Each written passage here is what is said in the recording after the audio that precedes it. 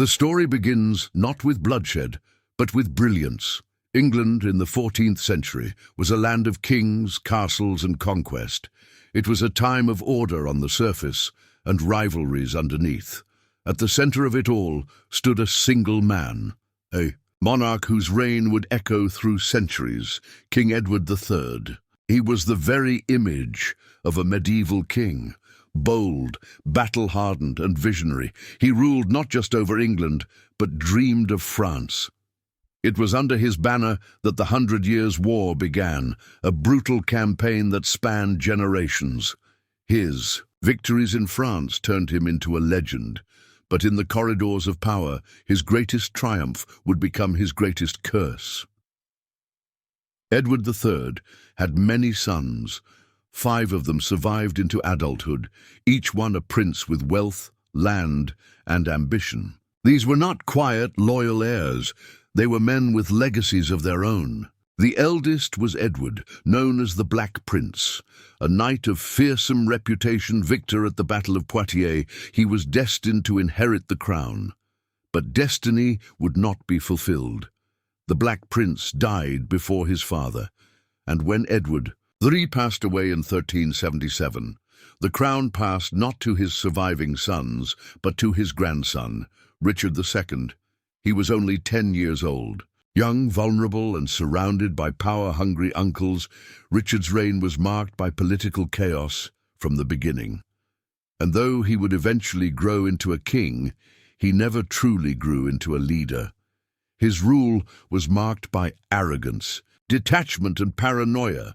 He distrusted his nobles. He exiled and executed his rivals, and in doing so, he created a tide of enemies, including his own cousin, Henry Bolingbroke. Henry was the son of John of Gaunt, Duke of Lancaster, the 3rd surviving son of Edward III. He had royal blood, and more importantly, noble support. When Richard II exiled him and seized his inheritance, Henry returned not in supplication, but in defiance. In 1399, he landed in England with an army. The people rallied, the lords switched sides, and King Richard surrendered. Henry Bolingbroke seized the crown and became King Henry IV, not by divine right, not by lineage, but by force. This moment was a fracture in the English crown, a king deposed by a cousin, a dynasty now rooted in usurpation. And though Henry IV ruled with strength and passed his crown to his son, Henry V, the hero of Agincourt, the cracks beneath the throne remained. Those cracks would become chasms after the death of Henry V. Henry V died young, leaving behind an infant son, Henry VI, a boy not yet crowned, barely weaned, now king of both England and France. But where his father had been a warrior, Henry VI was a gentle soul, a scholar, a pious man, and, tragically, prone to mental illness. He was not suited to rule. Under Henry's reign, England faltered. The victories of Agincourt faded. Lands in France were lost. Trade collapsed. Nobles fought openly in the countryside. And as the king slipped in and out of lucidity, others moved to fill the void. One of them was Queen Margaret of Anjou, his ambitious wife. The other was Richard, Duke of York. York was descended from Lionel of Antwerp, the 2nd surviving son of Edward III. His bloodline gave him a stronger technical claim to the throne than the ruling Lancastrian kings. And unlike Henry VI, York was a capable administrator, a commander, and a man of vision. As Henry's health declined, York was made Lord Protector, effectively king in all but name. For a brief moment, England seemed saved, but it would not last. Queen Margaret, determined to preserve her husband's crown for her son, rallied the Lancastrian nobility against York. Political struggle turned to open hatred. Rumors flew. Armies gathered. England stood on the edge of war. The conflict that was about to erupt was not a simple rebellion. It was family against family, cousin against cousin. each side convinced that they, not the other, were the rightful rulers of England. It would become a series of brutal civil wars stretching over 3 decades. We call them the Wars of the Roses. But understand this: the roses were not merely flowers. They were symbols, red for Lancaster, white for York. But beneath them were men and women driven by ambition, loyalty, vengeance, and survival. This was not a single war. It was many, a cycle of power seized and lost, kings crowned and murdered, children orphaned, thrones stained with blood, and yet it all began with one decision. One break in the chain, when Henry Bolingbroke deposed Richard II, the divine right of kings was shattered, and in its place rose a kingdom ruled by force, fear, and fate. This is not just the tale of battles and betrayals. It is the story of a kingdom descending into chaos, of a people who watched as the royal house tore itself apart, of mothers who wept for sons they never saw again, of a land soaked in blood, not for conquest, but for a crown. And so, as the sun sets on the Plantagenet peace, and war drums begin to beat across the hills of England, the stage is set for the bloodiest family feud in English history. The English crown once shone with triumph. Under Henry V, England was feared, victorious, proud. But greatness does not always pass cleanly from father to son. Sometimes it passes as a burden. When Henry V died in 1422, the throne passed to his son, Henry VI, a baby, 9 months old, barely weaned. The crown weighed heavier than he could ever know. In those early years, the realm was governed by a council of nobles. The child king was kept from the chaos of power, shielded by protocol and regency, yet the cracks were already forming. Every noble in court saw the opportunity, a throne with no true ruler, a kingdom with no clear voice. As Henry grew, hope stirred. Maybe he would grow into the crown. Maybe he would inherit his father's strength, his iron will. But it soon became clear this was no warrior king.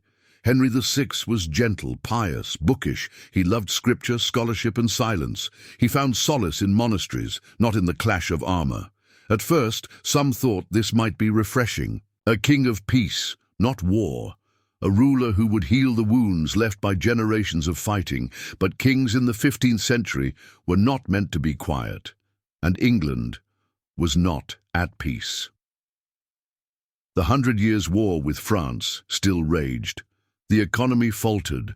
Factions festered at court. Henry, passive and indecisive, avoided conflict even as it grew beneath his feet. He trusted the wrong men, gave power to flatterers, rewarded loyalty over competence, and slowly the nobles of England began to choose sides, not between policies, but between people, families, dynasties, and then came the illness. By his early 30s, Henry began showing signs of something deeper than indecision. He would drift into silence during council meetings, stare into space for hours. He ceased recognizing his friends, even his queen. Then came the breakdown of 1453. That year, England lost Bordeaux, the last major English stronghold in France. It was a symbolic and strategic disaster. The dream of an English France, built by Henry V, died that day.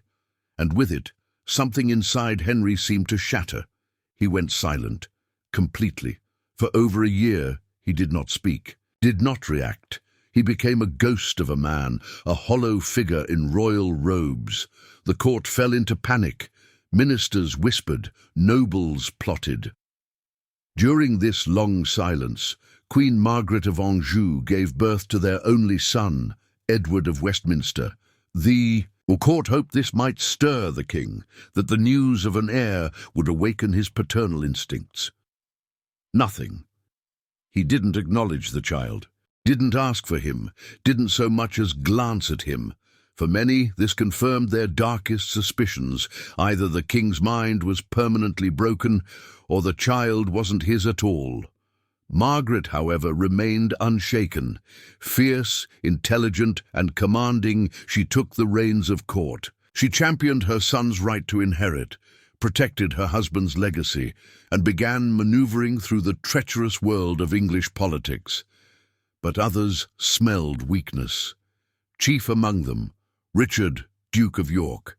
York had a claim to the throne himself, perhaps stronger than Henry's. He was ambitious, capable, and increasingly frustrated by the chaos consuming the realm. He had been excluded from power for years, denied advancement, insulted by Margaret's allies, but now, with the king incapacitated, he made his move. In 1454, Parliament named York Lord Protector of the realm. He was placed in charge of governance, while the king remained unfit. For a brief moment, England had order. The nobles rallied around him. Even the common people admired his authority, but Margaret saw it for what it was: a threat. York had effectively replaced her husband, and worse, he had begun positioning himself as the rightful heir, claiming he was acting in the interest of true governance and national stability. The stage was set for war, not between armies, but between families. And then suddenly, in late 1454, Henry VI awoke from his stupor. He recognized people again, began speaking, rejoined council meetings. His mind seemed returned. There was celebration, hope, but it was brief. Henry remembered nothing of the past year. He had no memory of his son's birth, no grasp of the crisis, and no awareness of how deeply the kingdom had fractured. To him, nothing had changed, but everything had. The Yorkists were now a major force. The Queen had built her own loyal circle of powerful magnates, and the country itself was divided in two. Henry, in his first act back on the throne, removed Richard of York from the protectorate. Margaret's allies were reinstated. York was once again sidelined, but this time he would not walk away. In 1455, just months after Henry's recovery, the first open battle of the Wars of the Roses exploded at St. Albans. Richard of York led an armed force against the king's supporters. The Lancastrians were crushed. The royal court was humiliated. Henry himself was captured. The king, this fragile, broken man, was forced to wear the crown while his enemies ruled in his name. And so the cycle began. Every time Henry's mind faltered, the kingdom teetered. Every time he showed signs of health, Margaret tried to reclaim authority, but York and his descendants would not yield. They would not accept Henry's passivity or Margaret's assertiveness or Edward of Westminster's inheritance. They believed the crown was theirs by right, and England, torn between a mad king and ambitious claimants, began its slow descent into a war that would last for 3 decades, a war born not just from politics or greed, but from the mind of a king who could not rule. As Henry VI's mind faltered and England descended into chaos, one figure emerged from the shadows: Richard Plantagenet, Duke of York. A man of royal blood and iron will, Richard was poised to challenge the fragile Lancastrian reign and alter the course of English history forever. Richard was no stranger to power or politics. Born in 1411, he was a direct descendant of Edward III through both his parents, giving him a legitimate claim to the throne, a claim that rivaled, and some argued, surpassed that of the Lancastrian king Henry VI. His family held vast estates and influence in the north of England, making him a formidable force even before the madness of Henry began to unravel the realm. Unlike Henry VI's gentle nature, Richard was bold, assertive, and a seasoned soldier. He had spent years in the French campaigns of the 100 Years' War, gaining military experience and respect. He was a man who understood the brutal realities of medieval power, force, loyalty, and strategy. When Henry's health failed completely in 1453, Richard was appointed Lord Protector of England. This was supposed to be a temporary role, a stewardship. to manage the kingdom while Henry recovered. But for Richard, it was more than stewardship. It was an opportunity to reclaim what he believed was rightfully his. Richard's first acts as protector were decisive. He sought to restore order, reduce the corruption that had crept into the court, and address the growing threat from powerful factions vying for influence. Yet, despite his strength and leadership, his time in power was marred by constant opposition. Margaret of Anjou, Henry's queen, refused to relinquish her grip on power. She viewed Richard as a usurper and a threat to her son's inheritance. Loyal Lancastrian nobles rallied around her, forming a bitter factional divide that split the kingdom into two camps: Yorkists behind Richard and Lancastrians behind Margaret. The tension between these factions grew with each passing year, fueled by personal grievances, political maneuvering, and old family rivalries. At the heart of this conflict was the question of legitimacy. Who had the rightful claim to the English throne? Richard pressed his claim with determination. He argued that Henry VI was unfit to rule due to his mental illness, and that the crown should pass to someone capable and strong. Many nobles agreed, tired of the weakness and chaos that had engulfed the country, but others remained loyal to the Lancastrian cause, bound by oath, family ties, or fear of civil war. England stood on the brink of fragmentation. In 1455, these tensions exploded into open conflict at the First Battle of St. Albans, the first clash of what would become known as the Wars of the Roses. Richard led his forces against the king's loyalists, striking a swift and brutal blow. The Lancastrians were defeated and the king was taken captive. Though victorious, Richard did not immediately seize the crown. Instead, he reinstated Henry VI as king, but effectively held the real power in his hands. This delicate balance, however, was unstable. Margaret and her supporters refused to accept York's dominance, and the kingdom remained divided. Over the next decade, the struggle between York and Lancaster intensified. Battles erupted across England: St. Albans, Blore Heath, Wakefield, Towton, and with each confrontation the stakes grew higher and the bloodshed more horrific. Richard's sons, Edward and Richard, carried the Yorkist banner with fierce loyalty, continuing their father's fight even after his death on the battlefield in 1460. Edward would eventually seize the throne as King Edward IV, marking a new chapter in the saga.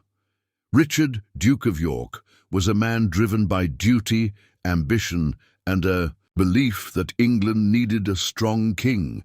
His rise set the stage for decades of conflict, but also for the eventual transformation of English monarchy. His story is one of boldness amid chaos, a powerful force shaping a kingdom on the edge of collapse.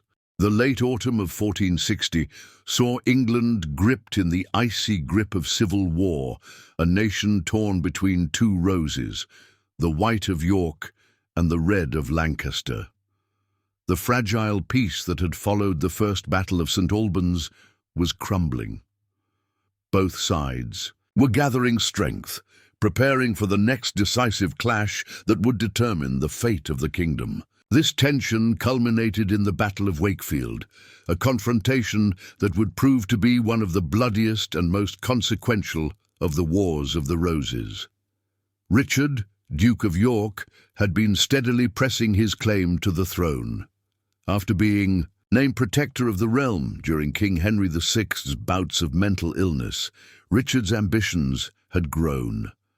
By 1460, Richard's political and military maneuvering placed him in direct opposition to Queen Margaret of Anjou, Henry's fierce and determined consort.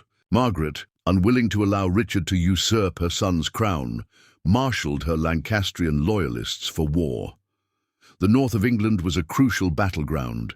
Traditionally Yorkist in sympathy, the region was both Richard's power base and his battlefield. However, by December of that year, the Lancastrians had regrouped and sought to crush Richard's forces once and for all. The confrontation was set near the small town of Wakefield in Yorkshire, a place that would soon be etched into history for its carnage and political fallout. Richard's army, though seasoned and loyal, was significantly outnumbered.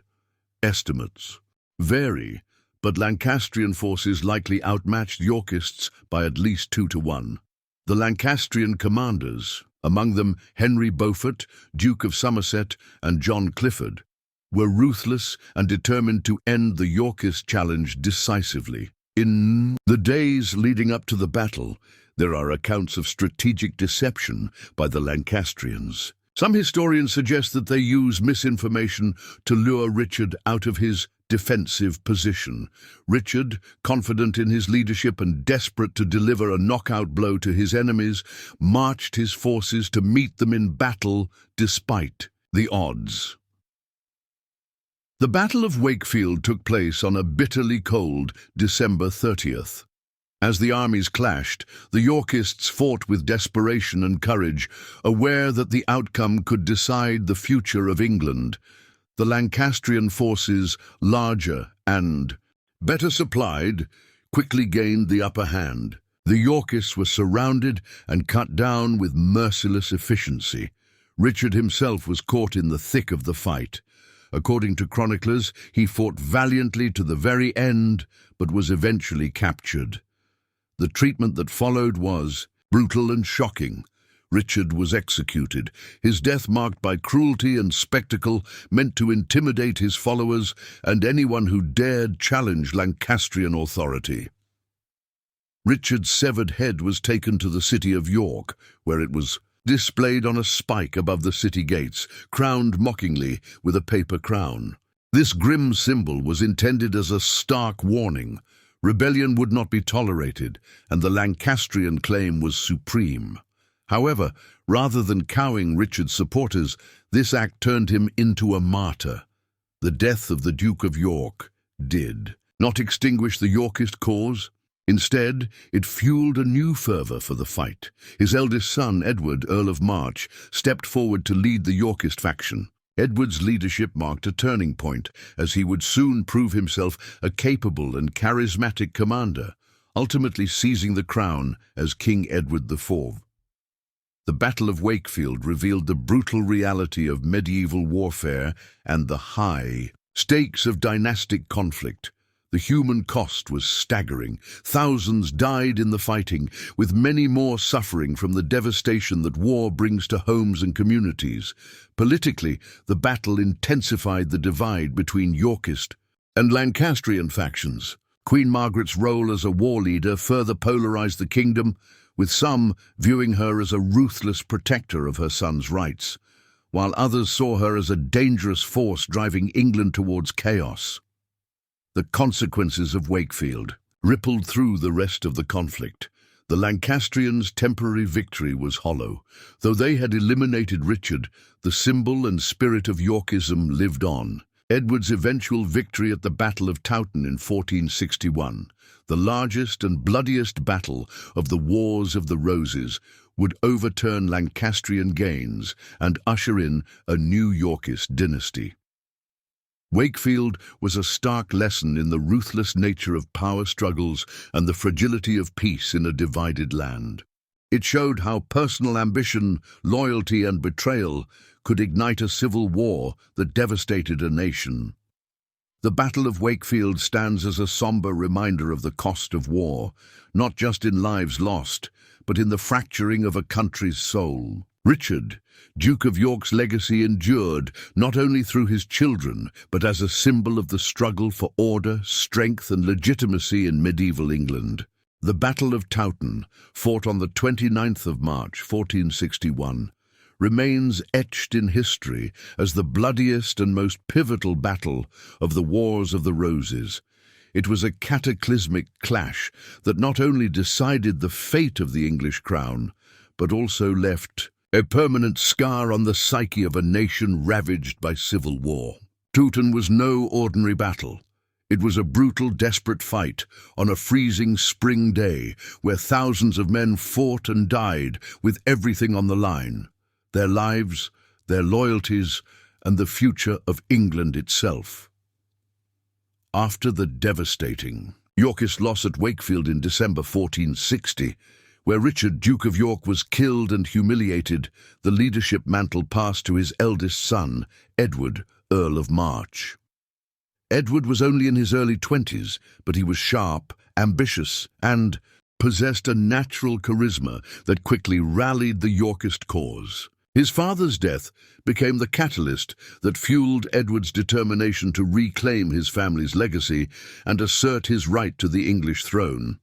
Meanwhile, the Lancastrians, led by the formidable Queen Margaret of Anjou, remained fierce in their determination to protect her husband, King Henry II, and their young son, Prince Edward. Margaret was not a passive royal consort. She was a relentless and fiery leader who inspired fierce loyalty among her supporters. She was determined to end the Yorkist threat once and for all. Towton was to be the final showdown between these two forces, York and Lancaster, each representing not just a royal house, but a vision of England's future. The stakes could not have been higher. The winner of Towton would hold the crown and control the fate of the kingdom, while the loser would be swept away in the bloody tides of history. The battlefield lay near the village of Towton in Yorkshire, a region with deep Yorkist sympathies but also contested loyalties. The spring weather was harsh and unyielding. A bitter wind blew across the open fields, swirling snow and sleet that stung the faces of the soldiers on both sides. The cold was almost as fierce as the hatred that drove the combatants. Historical accounts estimate that anywhere from 50,000 to 80,000 men were engaged in the battle, making Towton one of the largest and deadliest conflicts ever fought on English soil. The vast scale of the armies ensured that the carnage would be unparalleled. For many soldiers, this battle was a fight not only for their lords, but for survival itself. The day began with the distinctive sound of war horns and the clatter of armor. Both sides had deployed their forces with careful strategy. The Lancastrians held the higher ground on a ridge, giving them a tactical advantage. Edward, aware of this disadvantage, devised a bold plan to use the shifting wind to his advantage. The wind was blowing fiercely, a key factor in the coming battle. The Yorkist longbowmen unleashed a deadly barrage of arrows into the Lancastrian ranks. The English longbow was a weapon of terror and precision, capable of firing volleys of arrows that could penetrate armor and decimate tightly packed formations. At Towton, the wind carried the Yorkist arrows with deadly accuracy, while arrows fired by the Lancastrians were blown off course. The skies darkened as thousands of arrows rained down, creating a hailstorm of death. The ground quickly became littered with fallen men and horses, and the air was thick with the sounds of pain, fear, and battle cries. This opening archery duel set the tone for the ferocity and high casualty rate that would follow. Following the arrow volleys, the battle descended into brutal hand-to-hand combat. Knights, men-at-arms, and foot soldiers charged across the fields, clashing with swords, axes, and polearms. The muddy ground was churned up by the thrashing of horses and men, making footing treacherous and exhausting. Edward IV showed remarkable leadership. Mounted on horseback and clad in shining armor, he rode along the front lines, rallying his men with stirring words and fearless example. His youthful energy and determination inspired the Yorkist troops to press on, even against overwhelming odds. Despite fierce resistance from the Lancastrians, the Yorkists' momentum grew. The battle was marked by a series of brutal clashes across multiple fronts. Some Lancastrian commanders fought with desperation, knowing that defeat would mean ruin for their cause. The fight spilled over several miles, turning Towton into a sprawling, chaotic melee, where soldiers often found themselves cut off from their units. The noise was deafening. The clash of steel, the screams of the wounded, and the roar of the fighting men. As the battle wore on, the Lancastrian lines began to falter. Exhaustion, the toll of arrow fire, and Edward's tactical prowess contributed to a gradual Yorkist advantage. Many Lancastrian soldiers broke ranks and fled, only to be hunted down in the pursuit that followed. The aftermath was horrific. Estimates suggest that over 20,000 men died on the battlefield that day, almost unimaginable numbers for the medieval period.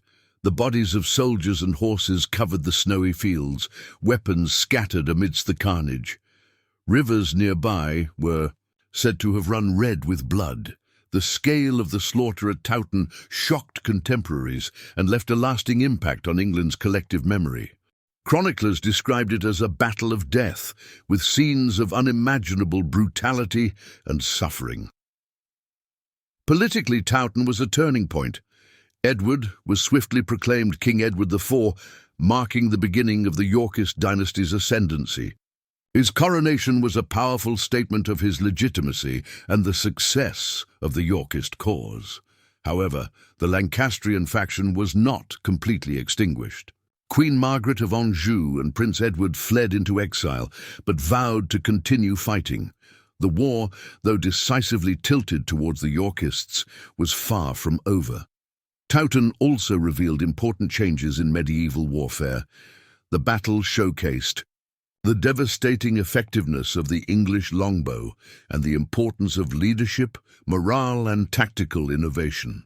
It was a precursor to the evolving nature of warfare that would eventually lead to the decline of heavily armored knights and the rise of more disciplined infantry and ranged weapons. The Battle of Towton remains a symbol of sacrifice, courage, and the tragic cost of dynastic conflict. It serves as a stark reminder of how power struggles can tear apart a nation and how the pursuit of a crown can lead to unimaginable bloodshed. Towton's legacy is not only written in the pages of history, but also in the memory of those who fought and died on that frozen field, a testament to the brutality of civil war and the fierce determination of those who fought for the future of England. With the crushing victory at Towton, Edward IV ascended to the throne, heralding a new chapter in the Wars of the Roses. His reign, while initially marked by strength and determination, was also fraught with fragility, political intrigue, and continuing conflict that reflected the deep divisions tearing England apart. Edward IV was unlike many kings before him. At just 18 years old when he was crowned, he combined youthful energy with a keen, strategic mind. His reign began with an immediate need to consolidate power and establish authority over a fractured kingdom. The devastation of Towton had shifted the balance in favor of the Yorkists, but many Lancastrian loyalists remained scattered and defiant. One of Edward's first tasks was to stabilize the realm by rewarding his supporters and securing loyalty. Through careful appointments of powerful nobles to key positions, he understood that a strong network of alliances was crucial to holding his fragile grip on the throne. His court quickly became a center of political maneuvering, where loyalty was both rewarded and tested. Edward was a charismatic and dashing figure, known for his charm, physical prowess, and love of luxury. His court was lavish, full of music, tournaments, and pageantry that projected an image of stability and royal grandeur. Yet beneath this surface of splendor, the political landscape was far from peaceful. The Lancastrian cause, though battered, was far from defeated. Queen Margaret of Anjou remained a formidable opponent, rallying supporters and launching guerrilla campaigns from exile. The Lancastrians retained control over certain regions, keeping the flames of rebellion alive. Edward's reign was also challenged by internal Yorkist divisions. Powerful nobles like the Earl of Warwick, known as the Kingmaker, wielded tremendous influence. Warwick had been instrumental in Edward's rise, but grew increasingly resentful as Edward's favor shifted toward other courtiers. This tension would later erupt into open conflict, illustrating how fragile political alliances could be during this era. Economically and socially, England was recovering from years of warfare, but the scars were evident. Many lands had been ravaged, populations displaced, and resources drained. The burden of war weighed heavily on common folk, who struggled to rebuild their lives amidst ongoing uncertainty. Religious institutions played a significant role during this time, offering sanctuary and support, but also becoming entwined in political affairs. Monasteries and churches often acted as centers of both spiritual guidance and political influence, mediating between warring factions. Despite the constant threat of renewed fighting, Edward IV worked to implement policies aimed at strengthening royal authority and restoring order. He negotiated with powerful nobles, managed complex feudal relationships, and sought to project an image of a just and capable ruler. The king's military campaigns continued, though none matched the scale or bloodshed of Towton. Skirmishes and localized battles flared across the countryside, reminding everyone that the war was far from over. Edward's ability to respond swiftly and decisively to these threats was crucial in maintaining his reign. One of the most dramatic moments of Edward's rule came in 1469, when the Earl of Warwick rebelled against him. Warwick had become disillusioned by Edward's marriage to Elizabeth Woodville, a commoner, which alienated many nobles. Warwick switched allegiances to the Lancastrians, temporarily restoring Henry VI to the throne in a stunning reversal. Edward fled to Burgundy, gathering support for a comeback. His return to power in 1471 was swift and decisive, culminating in battles at Barnet and Tewkesbury, where Warwick was killed, and the Lancastrian heir, Prince Edward, was captured and later executed. This marked a brutal end to the immediate Lancastrian threat and reaffirmed Edward's position. However, Edward's reign was marked by continued instability beneath the surface. The underlying divisions between Yorkist factions, the unresolved claims of Lancastrian loyalists, and the fragile nature of political alliances meant peace was often temporary and uneasy. Edward IV's reign highlights the complexities of medieval kingship in a fractured realm. It was a time when charisma and strength could win battles and crowns, but maintaining power required constant vigilance, negotiation, and sometimes ruthless action. Toward the end of his reign, Edward faced new challenges, including health issues and renewed plots. His sudden death in 1483 plunged England back into chaos, setting the stage for the final dramatic episodes of the Wars of the Roses. Edward IV's period on the throne was a fragile peace, a precarious balance between war and diplomacy.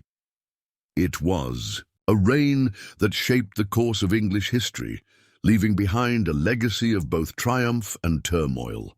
Edward IV's reign, though marked by significant victories and attempts at consolidating power, was far from stable. The underlying tensions within the Yorkist camp, combined with ongoing Lancastrian resistance and Edward's personal choices, gradually eroded the fragile peace he had fought so hard to maintain. The final years of Edward's rule set the stage for one of the most dramatic and controversial chapters in the Wars of the Roses. His sudden death and the tumultuous rise of his younger brother Richard, Duke of Gloucester, who would become Richard III. Edward IV's health began to decline unexpectedly in the early 1480s. After years of constant warfare, political intrigue, and the stress of ruling a divided kingdom, his robust youth gave way to frailty. The exact cause of his death in April 1483 remains a subject of historical debate, but contemporary accounts suggest he suffered from a mysterious illness that rapidly worsened. His untimely death shocked the realm, leaving the throne vulnerable and uncertain. Edward's eldest son, Edward V, was only 12 years old when he succeeded to the throne. This boy king's youth and inexperience made the kingdom ripe for power struggles. In medieval England, a minor ruler was often a figurehead, with real power wielded by regents or powerful nobles. It was in this volatile environment that Richard, Duke of Gloucester stepped forward, initially as protector and guardian to his nephew. Richard was a figure both feared and admired. Known for his fierce loyalty to the Yorkist cause and his reputation as a skilled warrior, he had earned the trust of many nobles, yet his ambition was equally well known. Richard's role in the new regime was critical. The kingdom needed a strong leader to maintain order and keep the Lancastrian threat at bay. However, the peaceful transition of power was not to be. Rumours began to swirl about the legitimacy of Edward IV's claim to the throne. Whispers grew louder that Edward IV's marriage to Elizabeth Woodville was invalid, rendering their children illegitimate and unfit to inherit the crown. These rumours, whether politically motivated or grounded in truth, provided the foundation for Richard's controversial claim. In June 1483, Edward V was lodged in the Tower of London, the traditional place for royal prisoners, but also the customary residence for monarchs awaiting coronation. His stay there, however, was ominous. Richard, exercising his authority as Lord Protector, quickly moved to consolidate power, sidelining the boy king and his supporters. Shortly thereafter, the princes in the Tower, Edward V and his younger brother Richard, Duke of York, vanished from public view. Their disappearance remains one of England's most enduring mysteries. It is widely believed that they were murdered, though the precise circumstances and perpetrators remain uncertain. Many contemporaries suspected Richard III, though historians debate the extent of his involvement. Richard's assumption of the throne was swift and decisive. In July 1483, he was declared King Richard III by Parliament, legitimizing his claim through the act known as Titulus Regius, which annulled Edward IV's marriage and declared his children illegitimate.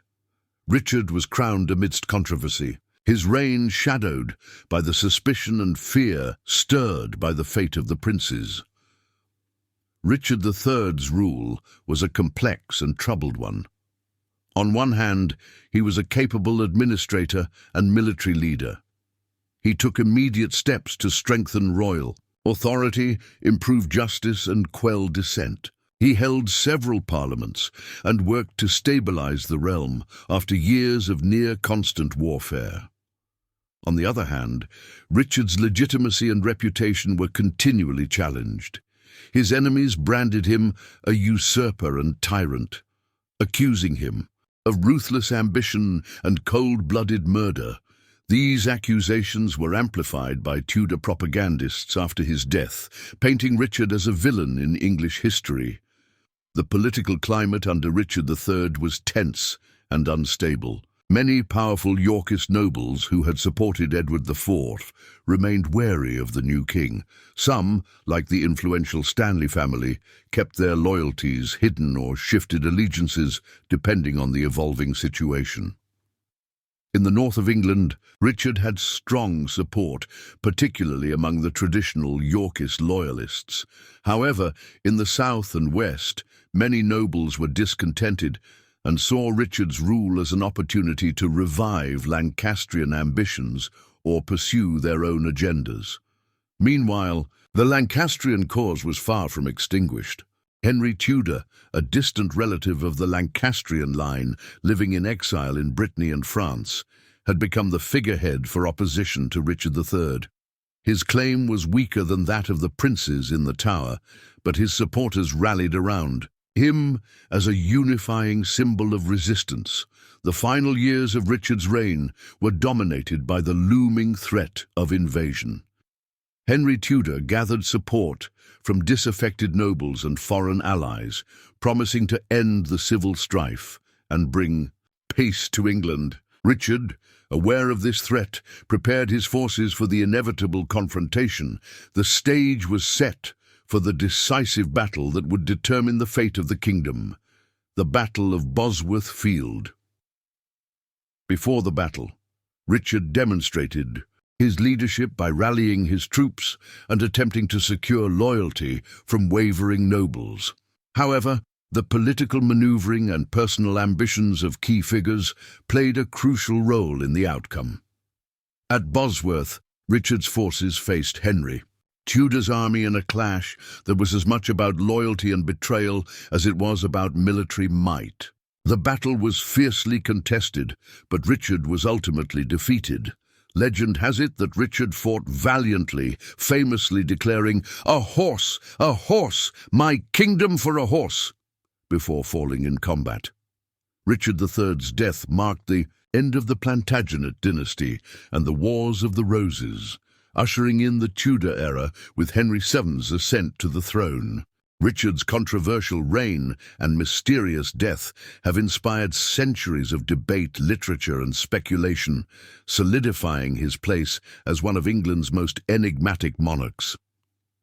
The fall of Edward IV and the rise of Richard III reveal the volatile nature of medieval power, where legitimacy, ambition, and loyalty intertwined in deadly ways. The fate of the princes, the shifting allegiances, and the brutal conclusion at Bosworth all underscore the human drama and political complexity of this period.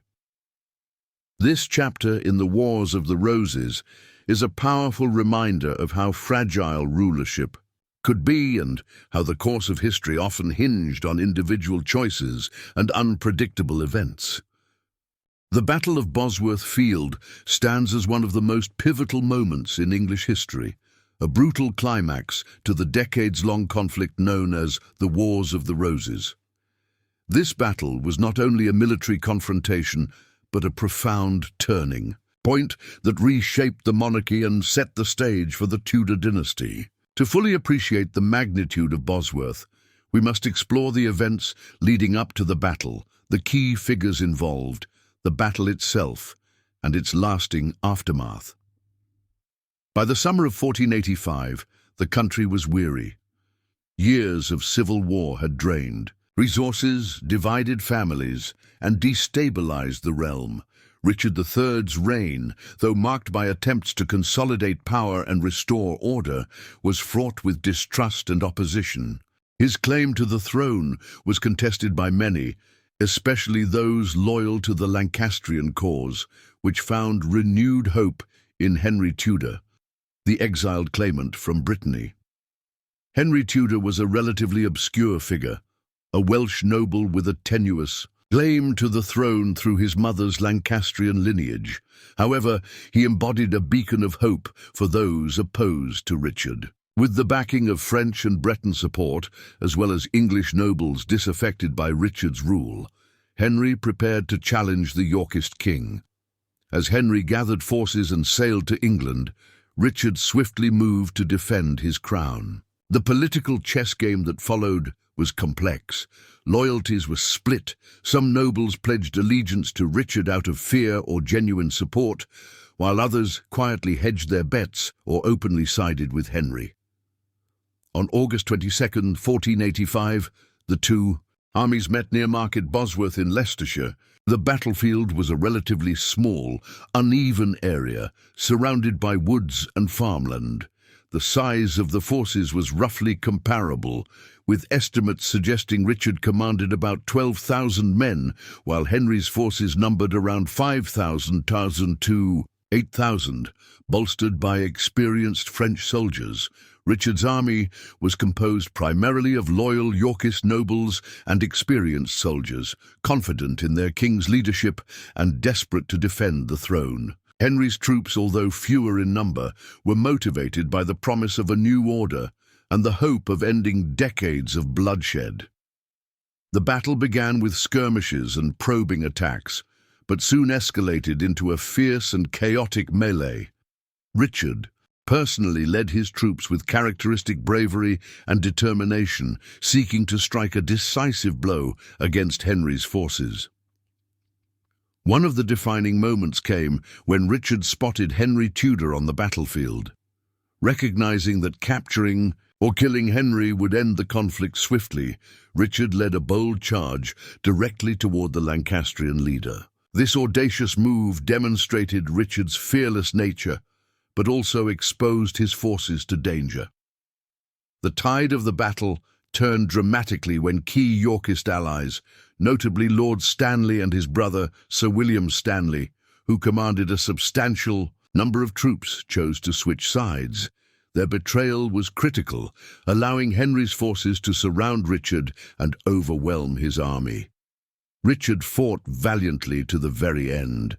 According to historical accounts and popular legend, he cried, "Out a horse, my kingdom for a horse," desperately seeking a mount to continue the fight. Despite his fierce resistance, Richard was struck down, killed in battle at the age of 32. The death of Richard III marked the effective end of the Plantagenet dynasty and the Wars of the Roses.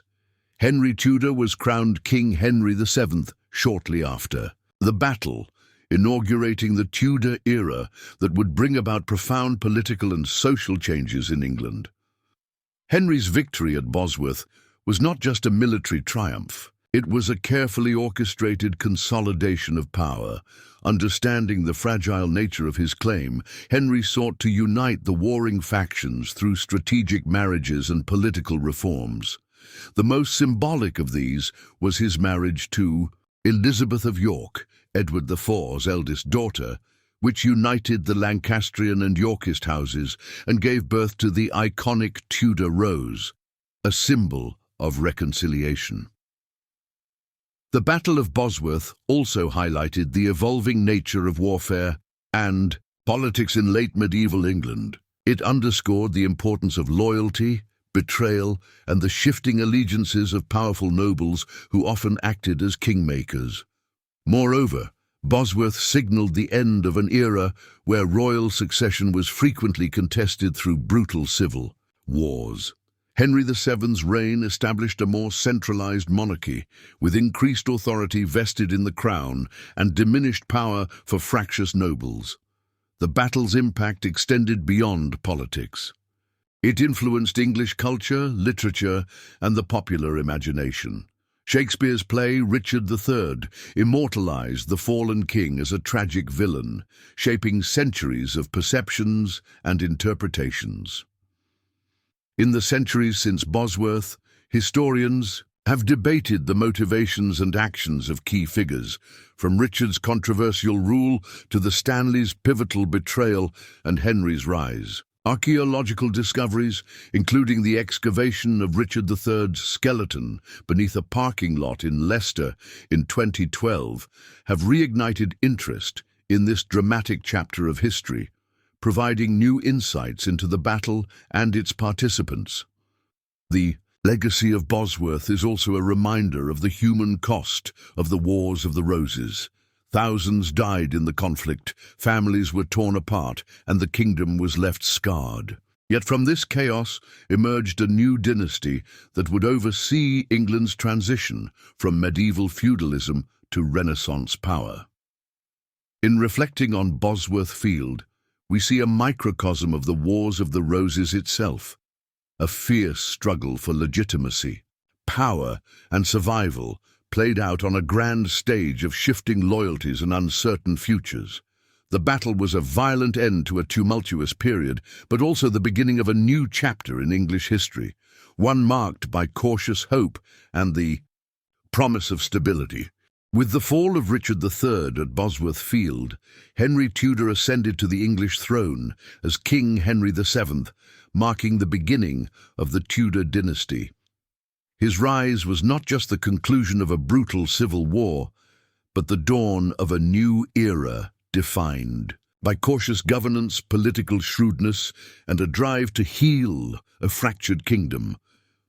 Henry's claim to the throne was not ironclad by bloodline alone. His lineage came through the Lancastrian side, descending from John of Gaunt, the third son of Edward III. But his bloodline was distant and complicated. Many considered him a relatively obscure nobleman with a tenuous right to rule. His victory at Bosworth was won more through political skill, military opportunism, and the backing of powerful allies than pure hereditary claim. Aware of the fragility of his position, Henry VII moved swiftly to consolidate his power. His first priority was securing his legitimacy as king in the eyes of the English nobility and the general populace. To achieve this, he took steps that were both symbolic and practical. One of his most significant political moves was his marriage to Elizabeth of York in January 1486. Elizabeth was the eldest daughter of Edward IV, the Yorkist king, whose death had reignited the conflict. This union symbolically ended the bitter feud between the houses of Lancaster and York. It merged their claims, uniting two rival factions under one banner and presenting a united front to the kingdom. The marriage produced the emblematic Tudor rose, combining the red rose of Lancaster and the white rose of York, an enduring symbol of peace and unity. However, Henry's challenges did not end with marriage. Many Yorkist loyalists still questioned his legitimacy and posed threats to his rule. Henry was cautious, often ruthless, in dealing with these challenges. He used a combination of diplomacy, strategic pardons, and force to suppress dissent and eliminate rivals. The fate of several claimants to the throne who threatened his reign serves as testament to his political acumen and sometimes ruthless determination. One of the most persistent threats came from Lambert Simnel, a boy who claimed to be Edward Plantagenet, Earl of Warwick, a legitimate Yorkist claimant imprisoned by Henry. Simnel was used as a figurehead by Yorkist rebels seeking to overthrow Henry. However, Henry's forces defeated Simnel's army at the Battle of Stoke Field in 1487, effectively ending the last significant military opposition to his rule. Henry also faced challenges from Perkin Warbeck, another pretender who claimed to be Richard of Shrewsbury, one of the princes in the Tower. Warbeck garnered support from foreign powers such as France and Burgundy, threatening Henry's reign. Nevertheless, Henry's intelligence network and strategic diplomacy eventually led to Warbeck's capture and execution. Beyond these threats, Henry VII was a master at strengthening the monarchy's financial and administrative foundations. The Wars of the Roses had devastated the English economy, depleted the royal treasury, and left many nobles powerful and unruly.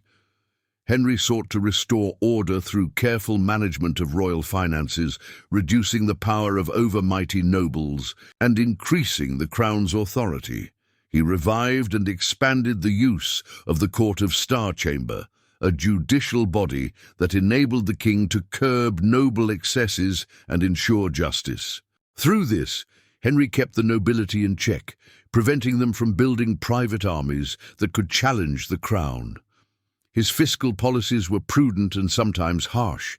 He levied taxes efficiently and was known for his meticulous attention to royal revenue, often unpopular but effective in stabilizing the monarchy's finances. Henry VII's foreign policy was similarly cautious and calculated. He sought to avoid costly wars that could drain resources and provoke instability. Instead, he pursued peace through strategic marriages and alliances. His daughter Margaret Tudor was married to James IV of Scotland, forging a link that would eventually lead to the union of the English and Scottish crowns. Despite his successes, Henry's reign was marked by an underlying tension.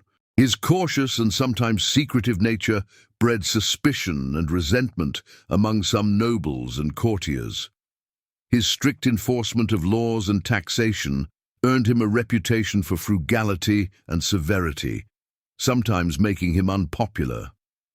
Nevertheless, Henry's reign laid the groundwork for the transformation of England from a feudal kingdom plagued by internecine warfare into a more centralized and powerful monarchy. He strengthened the crown's authority, established lasting institutions, and brought a measure of peace and stability that had eluded the realm for decades. The Tudor dynasty he founded would go on to produce some of England's most famous monarchs, Henry VIII and Elizabeth I, who further shaped the nation's history, culture, and global influence. Henry VII's legacy is complex. He was not a charismatic or beloved ruler like some of his successors, but his shrewdness, political savvy and determination prevented England from slipping back into chaos. He was a survivor who understood the brutal realities of power and did whatever it took to maintain it. As the dust settled on the Wars of the Roses, Henry's rise signaled a new chapter, one where England would emerge from civil war to become a nation poised for the Renaissance and global expansion. The Tudor era began as a cautious restoration, but would soon blossom into a period of profound change and enduring legacy. The ascension of Henry VII was not simply the conclusion of decades of civil war, but the beginning of a fundamental transformation in English governance, society, and monarchy. Henry's reign marked a decisive shift from the chaotic feudal conflicts of the Wars of the Roses toward a more centralized and bureaucratic state that would set the foundation for the England we recognize today. Henry VII knew that to maintain the fragile peace he had won on the battlefield, he needed to change the very nature of royal authority and governance. The old medieval system, where powerful nobles held vast, independent territories and armies, had been the root cause of the endless conflicts. Now, the crown needed to assert itself more firmly, limiting the power of the nobility and tightening control over law, finance, and administration.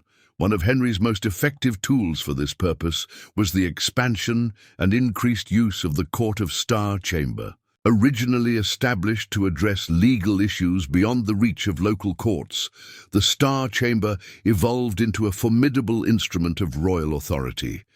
It was designed to curb abuses by the nobility, especially private feuds, illegal retaining of armed men, and lawlessness in the provinces. The court operated with a degree of secrecy and royal influence that allowed Henry to enforce his will with fewer obstacles. Through the Star Chamber and other royal courts, Henry prosecuted rebellious nobles and those suspected of disloyalty. The use of bonds and recognizances, legal agreements that required nobles to guarantee their good behavior under threat of heavy fines, became a common tactic to keep powerful lords in check. This system of financial penalties and surveillance effectively restrained the aristocracy from amassing private armies or engaging in plots against the crown. Beyond the legal measures, Henry was a master of political symbolism and public image. He understood the importance of portraying the monarchy as a stable, benevolent, and divinely sanctioned institution. His coronation and subsequent ceremonies were meticulously planned to emphasize continuity with the past, while signaling a new era of unity and order.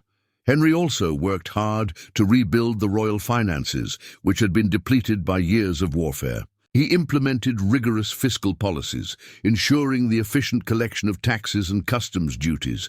While his measures were sometimes seen as harsh or stingy, they successfully replenished the treasury and funded the government's operations, without resorting to excessive borrowing or weakening the crown's independence. The strengthening of royal finances allowed Henry to maintain a standing army loyal to the crown rather than relying solely on feudal levies from the nobles. This was a subtle but significant step toward the modern state, where the monarch controlled the means of force more directly. International diplomacy was another arena where Henry exercised careful strategy. His foreign policy was largely defensive and pragmatic. After years of costly wars under his predecessors, Henry aimed to keep England at peace with its neighbours while securing alliances that would bolster his legitimacy and security. Marriage alliances played a key role in this diplomatic strategy. Aside from his own marriage to Elizabeth of York, Henry arranged marriages for his children to cement political ties. The marriage of his daughter Margaret Tudor to James IV of Scotland was especially significant. This union helped ease centuries of hostility between England and Scotland and laid the groundwork for their eventual political union under the Stuart dynasty over a century later. Henry also maintained a cautious stance toward continental powers, like France and Burgundy, balancing relationships through diplomacy and occasional military posturing without engaging in prolonged conflict. His priority was maintaining stability at home and preventing foreign support for rival claimants.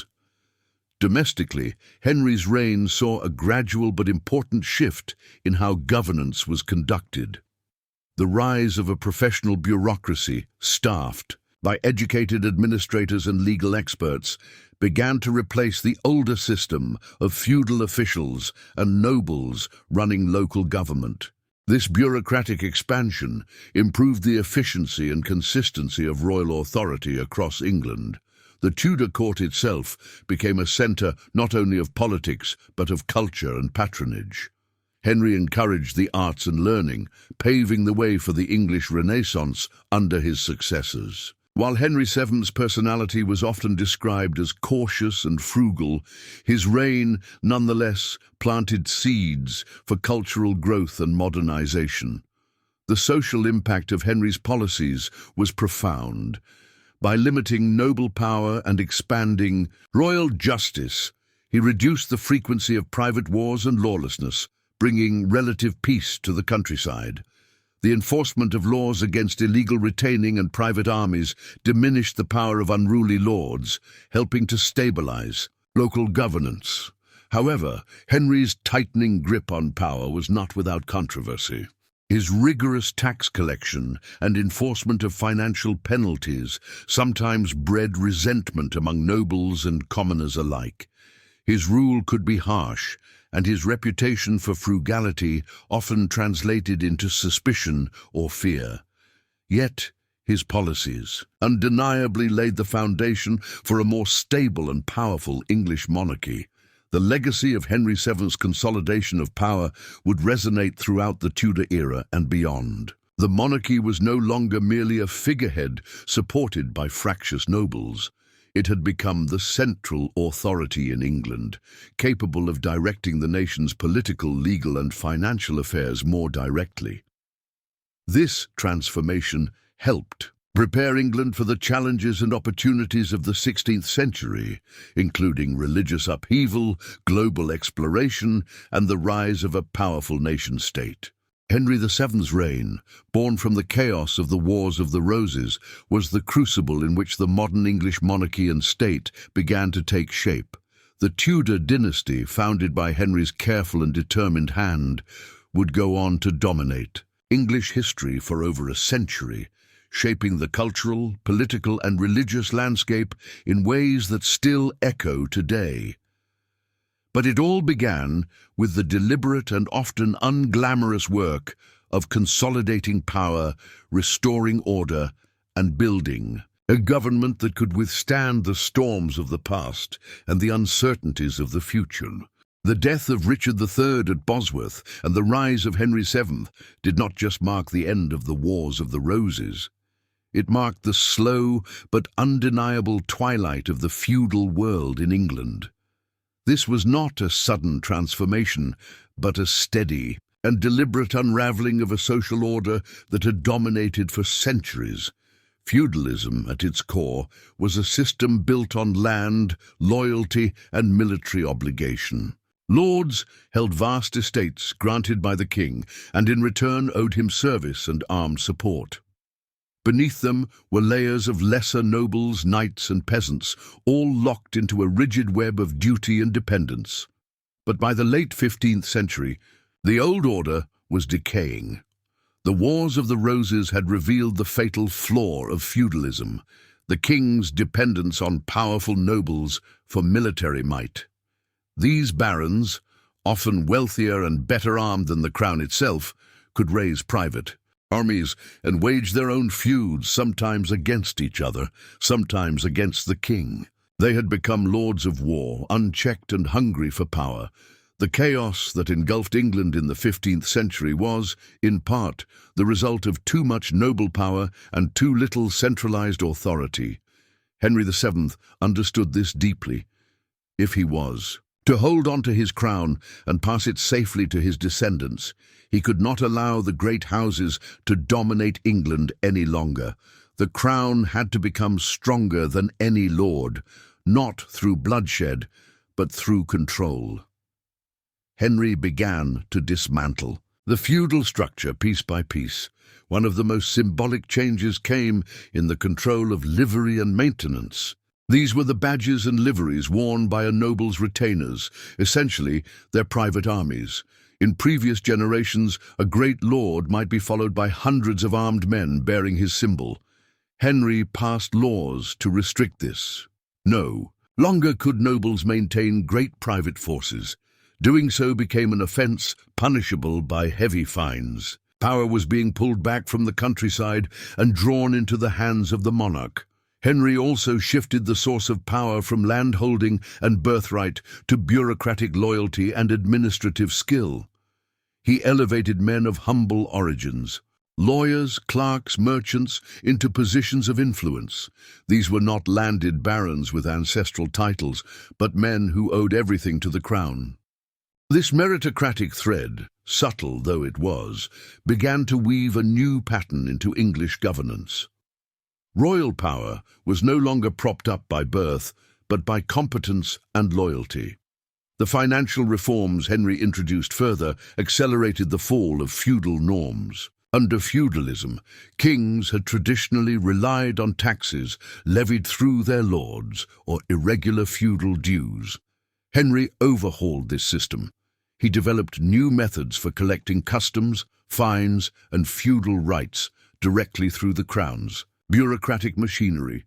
Income became more predictable and less dependent on the favor or reliability of nobles. He also managed the land carefully. When nobles died without heirs or were found guilty of treason, their lands were confiscated.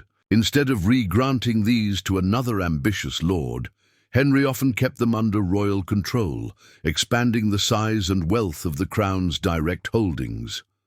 The crown estates grew, and with them, the king's independence from his nobility. At the same time, the role of Parliament began to evolve. While still a far cry from modern democracy, Parliament was no longer merely a tool of the barons. Henry used it sparingly, calling sessions primarily to secure legitimacy or enact specific financial or legal measures. But its involvement in taxation and lawmaking was setting a precedent, one that would mature in the centuries to come. In the countryside, social structures were also shifting. The long wars had devastated many noble lines, and their lands, often left untended or unclaimed, became opportunities for upward mobility. A new class of gentry, wealthier yeomen and merchants, began to acquire land and influence. They were not lords in the old feudal sense, but they had wealth, literacy, and ambition. The English economy was changing too. With feudal dues diminishing and the rise of a money-based economy, landowners increasingly turned to enclosing land for sheep farming, driven by the booming wool trade. This enclosure movement would have devastating effects on many peasants, driving them off common lands and creating early stirrings of urban migration and a wage-based labor market. It was another crack in the old feudal order. The cities, especially London, began to rise in importance. Trade, finance, and crafts grew, and with them a class of merchants, bankers, and artisans who had little place in feudal hierarchies but growing influence in the real economy.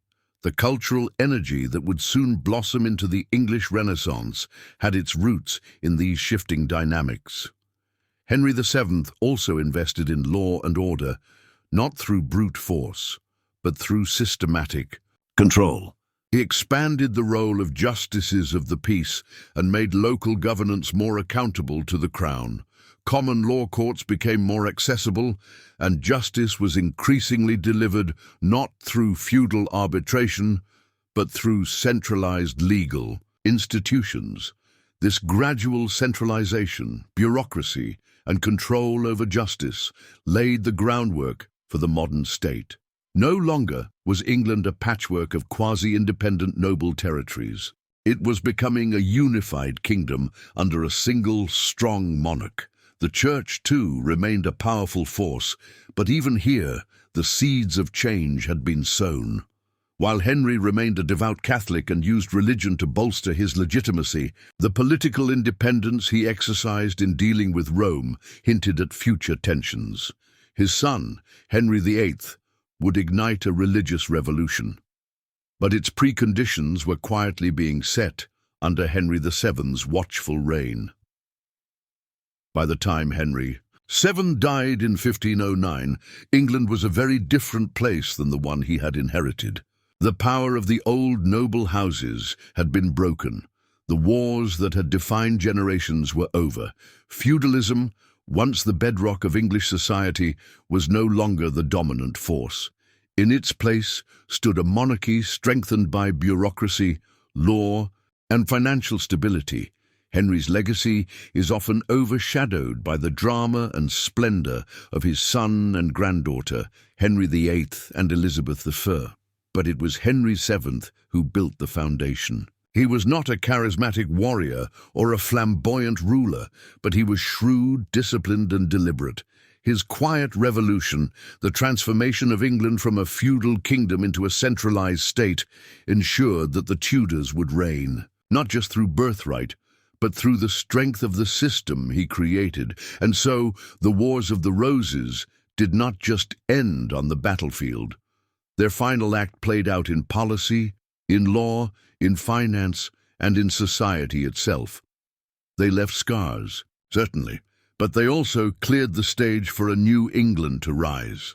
The Wars of the Roses may have ended in the 15th century, but their impact lingers, etched into the political DNA, cultural myths, and even the architecture of Britain.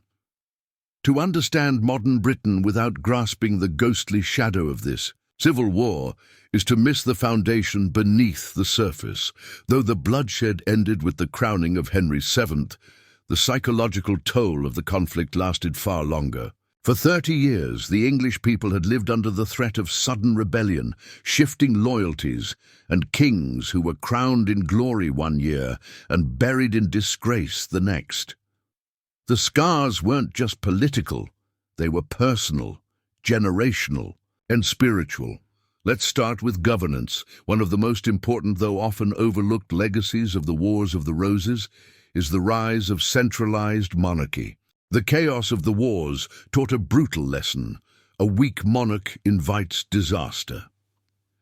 Henry VI's passivity had opened the gates to civil war.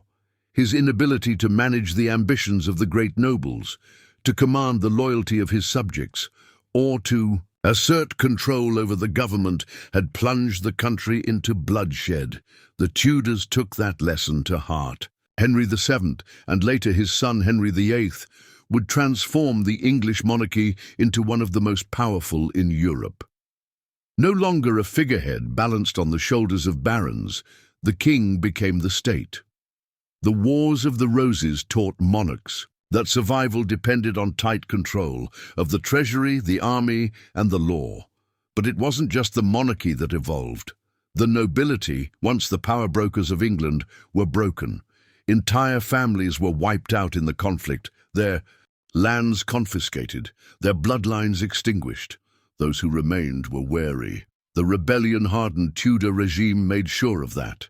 Nobles no longer acted as independent warlords with private armies.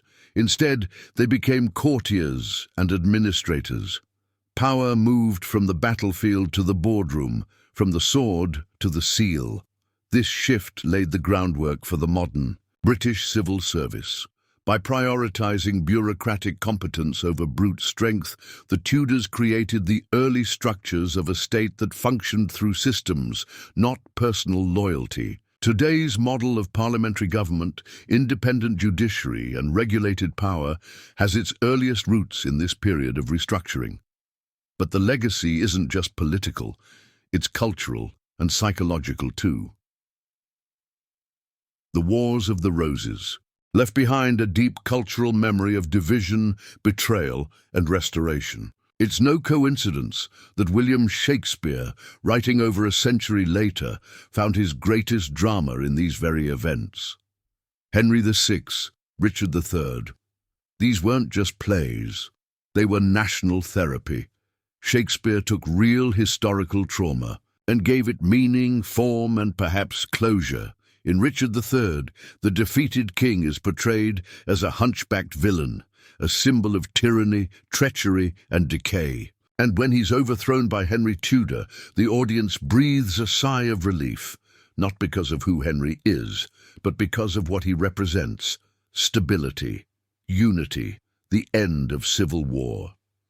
These plays still echo today because the emotional truths remain universal: fear of chaos, longing for justice, suspicion of those in power. Even modern political language is haunted by this legacy.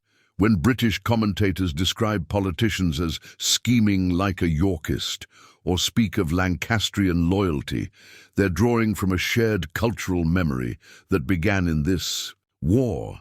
Even in sports, the legacy lives on.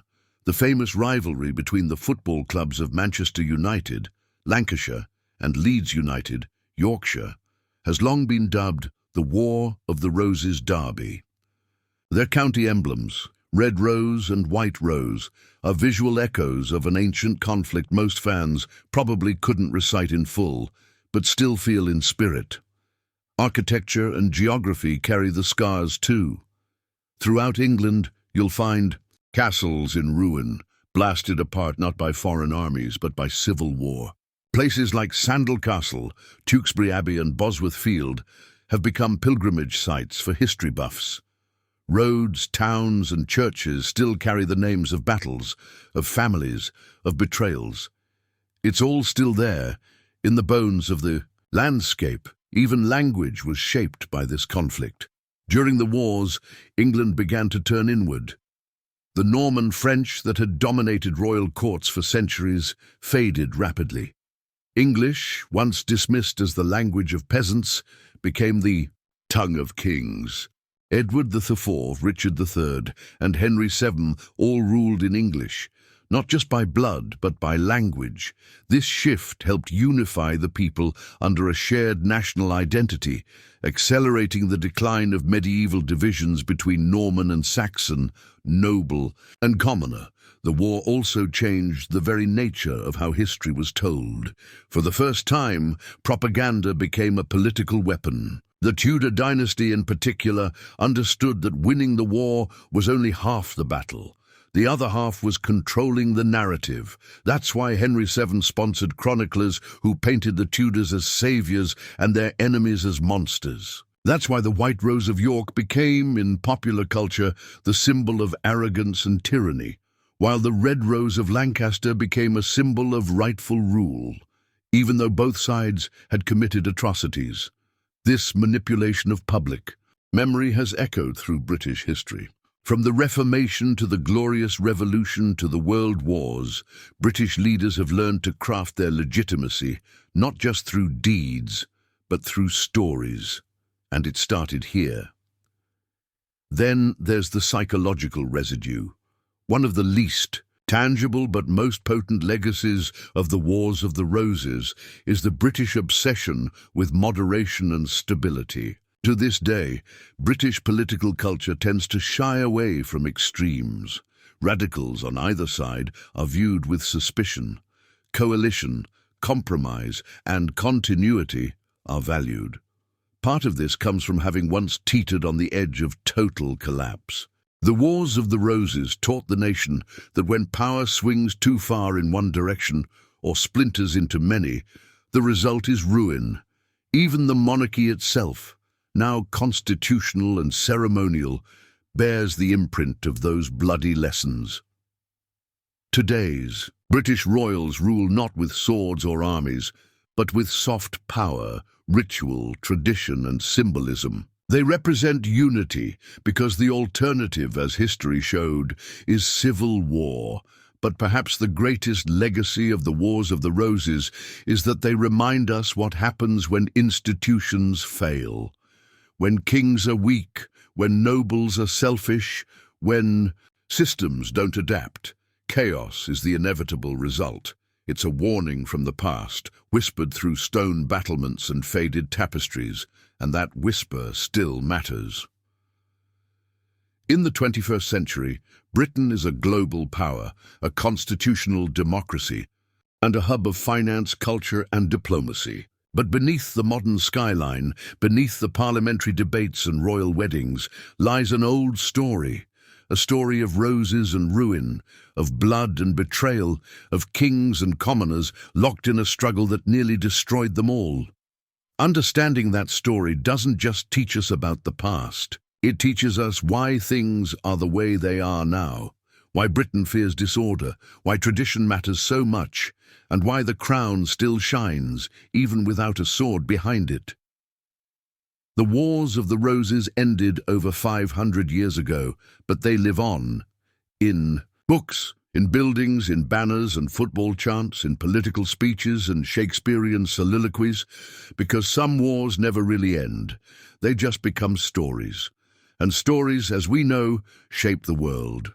When the dust settled on Bosworth Field in 1485, a new king stood triumphant.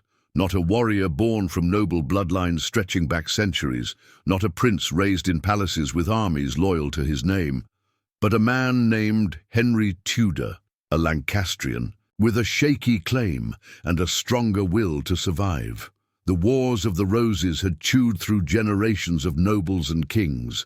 The English throne had become a revolving door of ambition, betrayal, and premature death. To win it was one thing, to hold it, that was something else entirely. Henry VII knew this better than anyone. He had lived as an exile, hunted across Europe, his every breath haunted by the memory of fallen kings and the whispers of Yorkist revenge. Now crowned in a blood-soaked field, he understood that survival wouldn't come from brute strength alone. It would come from strategy, cunning, and a mastery of the silent war. The first move, a union of blood, Henry's first and most symbolic act as king, was not military. It was matrimonial. On January 18, 1486, he married Elizabeth of York, daughter of Edward IV and niece of Richard III. This wasn't just a wedding. It was a political masterstroke, a union of Lancaster and York, red rose and white. Through this marriage, Henry wasn't just legitimizing his reign. He was attempting to end the war in the minds of the people. If the heirs of both houses were now husband and wife, then surely the conflict was over. It was a carefully orchestrated image of unity, one he reinforced by adopting the Tudor rose, a new symbol combining red and white into one. But even as he preached unity, Henry remained paranoid, and rightly so. Enemies in the shadows. Henry's claim to the throne was weak. He was the grandson of Catherine of Valois, widow of Henry V, and her second husband, Owen Tudor, a Welsh courtier.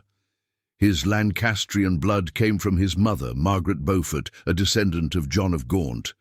But the Beaufort line had been born out of wedlock, later legitimized with the condition they could never inherit the throne. To put it plainly, he had more enemies than friends. Many Yorkists saw him as a usurper. Some nobles, battered by the wars, but still powerful, viewed his crown as ripe for the taking. And then there were the pretenders, figures who emerged from the fog of war, claiming to be lost princes or rightful kings. The first and most dangerous of these was Lambert Simnel, a young boy coached by Yorkist loyalists to impersonate Edward, Earl of Warwick, the son of George, Duke of Clarence. The real Edward was locked up in the Tower of London, but truth was never a barrier in the propaganda of war. Simnel was even crowned King Edward VI in Dublin in 1487. Henry acted with a blend of force and mercy. He paraded the real Warwick through the streets to expose the fraud, crushed the rebels at the Battle of Stokefield, and, remarkably, pardoned young Simnel, assigning him to work in the royal kitchens. But more threats followed. Perkin Warbeck, claiming to be Richard of Shrewsbury, one of the infamous princes in the Tower, gained support from foreign powers including Margaret of Burgundy and even James IV of Scotland. For nearly a decade, Warbeck was a thorn in Henry's side, appearing in Ireland, France, Scotland and Cornwall, attempting invasions and uprisings. Eventually, he was captured and hanged in 1499. Henry's handling of these threats revealed his genius. He was not a brute like some of his predecessors. He fought when necessary, but more often he neutralized enemies through espionage, calculated marriages and economic pressure. He made it costly to rebel and profitable to be loyal. Taming the nobility. Another legacy of the Wars of the Roses was the realization that overpowerful nobles were a danger to the crown. Henry didn't forget this. In fact, he made it his mission to reduce their influence. He passed laws limiting the practice of retaining the private armies that nobles had once used to wage their own mini-wars. While he didn't ban the practice outright, he taxed it heavily and used it as leverage. If a noble retained men without a license, they were fined exorbitantly. This made noble militaries less viable, forcing the barons to rely on the crown for protection. Henry also created the Council Learned in the Law, a feared legal body that extracted money through bonds and recognizances. Nobles were made to pledge vast sums as a guarantee of good behavior. Any sign of disloyalty, and they could be financially ruined. Through these methods, Henry broke the back of aristocratic independence, replacing feudal might with bureaucratic control. Building the Tudor state. While Henry VII is often seen as cold or paranoid, he was also a reformer and builder. He laid the foundation for the modern English state, not through charisma or grand speeches, but through tireless administration. He rebuilt the treasury, drained by decades of war. Through careful management, tax reform, and diplomatic treaties, he left behind a full royal coffers, something few medieval monarchs ever achieved. He also improved trade, particularly with the Intercursus Magnus Treaty with Burgundy in 1496, which boosted English cloth exports. Trade, not war, became a cornerstone of his power. Henry expanded the use of justices of the peace, local magistrates who enforced law and order. These men reported directly to the crown, bypassing local barons. It was a subtle but effective way of centralizing power, and he strengthened diplomatic ties. His eldest son, Arthur, was married to Catherine of Aragon, daughter of Spain's Ferdinand and Isabella, a move that tied England to one of the most powerful monarchies in Europe. When Arthur died, Henry ensured that Catherine remained in England, eventually marrying her to his second son, Henry VIII, the man behind the crown, who was Henry Tudor, really. He was not beloved in the way some kings were. He wasn't known for gallant displays or chivalric heroism. His court was relatively austere.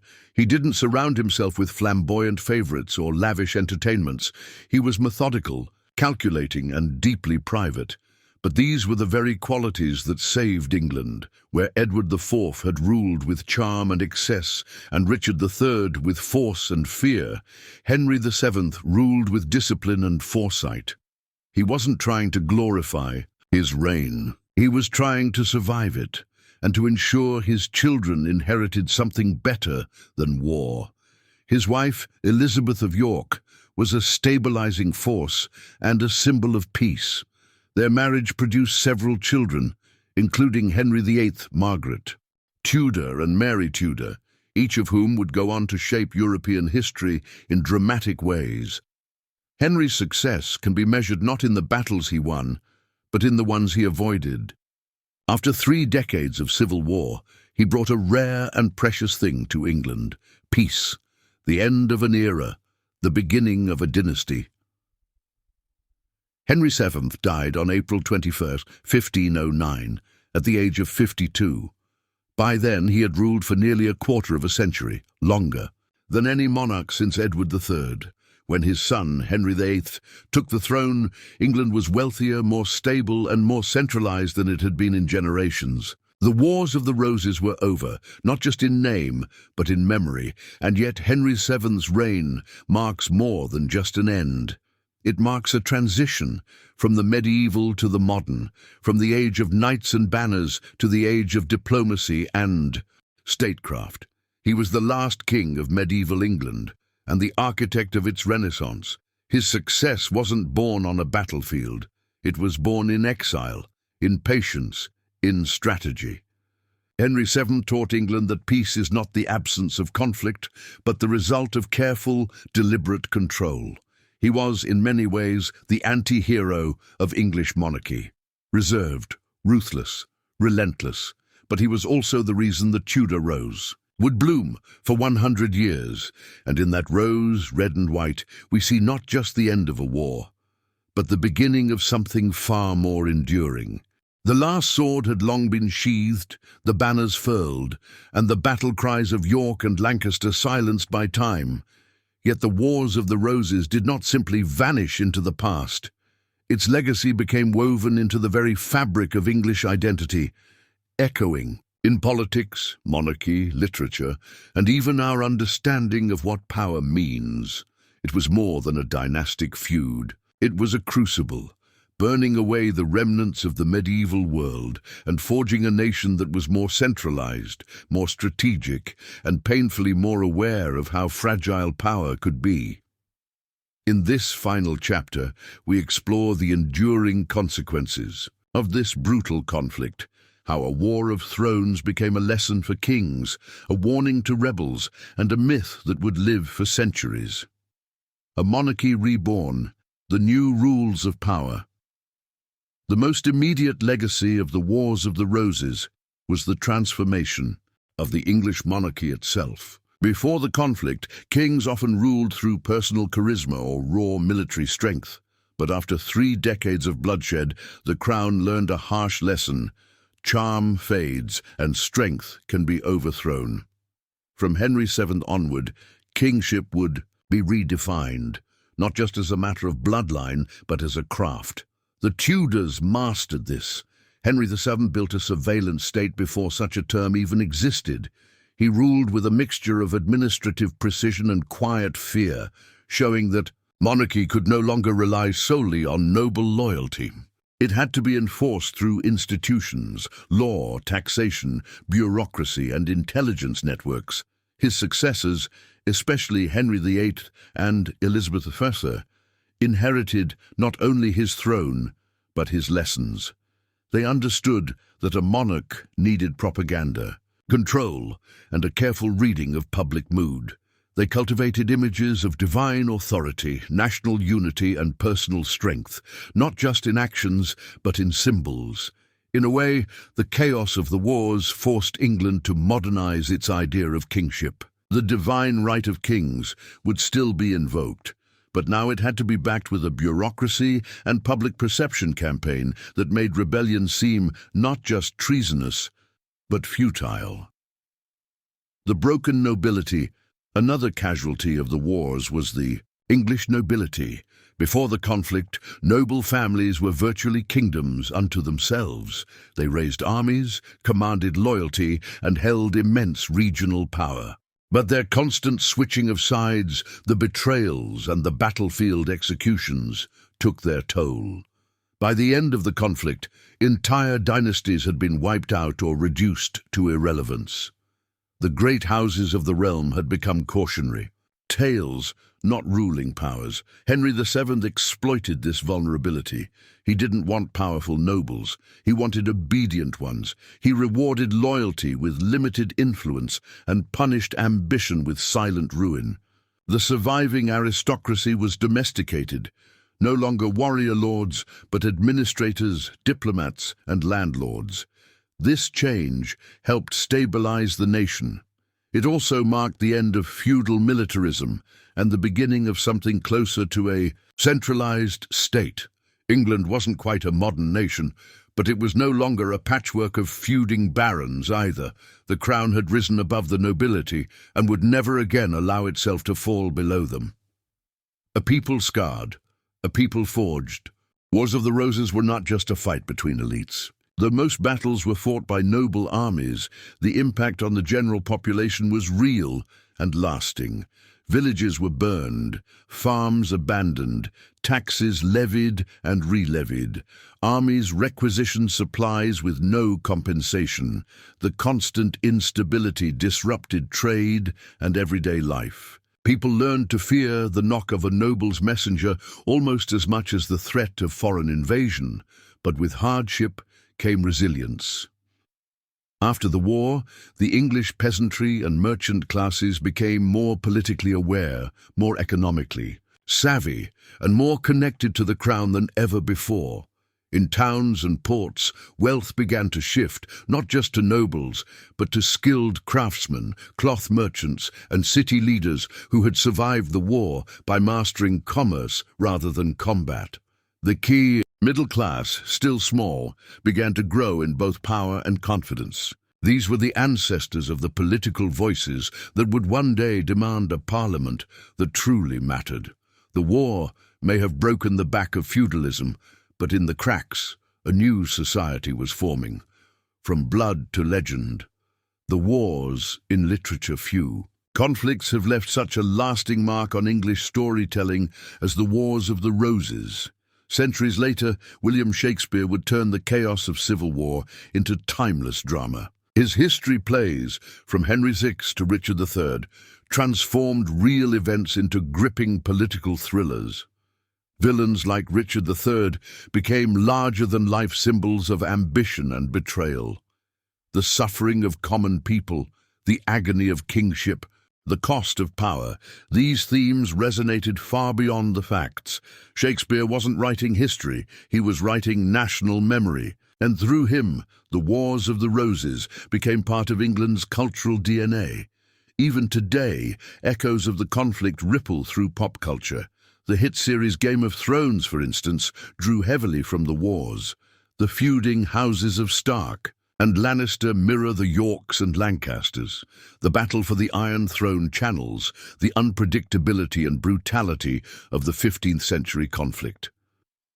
In literature, the Wars of the Roses became more than history. They became metaphor, a symbol of how fragile civilization is when ambition overpowers unity. The rise of England as a nation-state. One of the most important but often overlooked legacies of the war was the beginning of national consciousness. Before the conflict, most people identified with their lord, shire, or local church. But as power shifted from noble houses to the crown, and as the Tudors centralized government, people began to see themselves less as subjects of a duke and more as subjects of England. This shift was subtle but powerful, with fewer internal borders and more control emanating from London.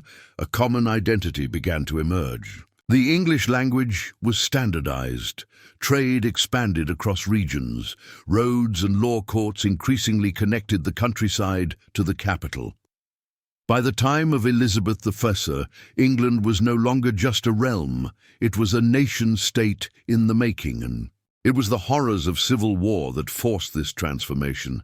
The chaos had shown everyone, from kings to peasants, that unity wasn't just a virtue. It was a survival strategy, a warning from the past above all. The Wars of the Roses served as a permanent cautionary tale for kings, nobles, and even modern leaders.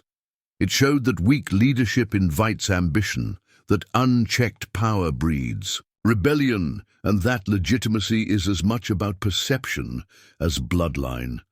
Every monarch after Henry VII knew the story. They had seen what happens when a crown becomes a prize instead of a sacred duty. The wars became a psychological boundary, one that most rulers would not dare cross again.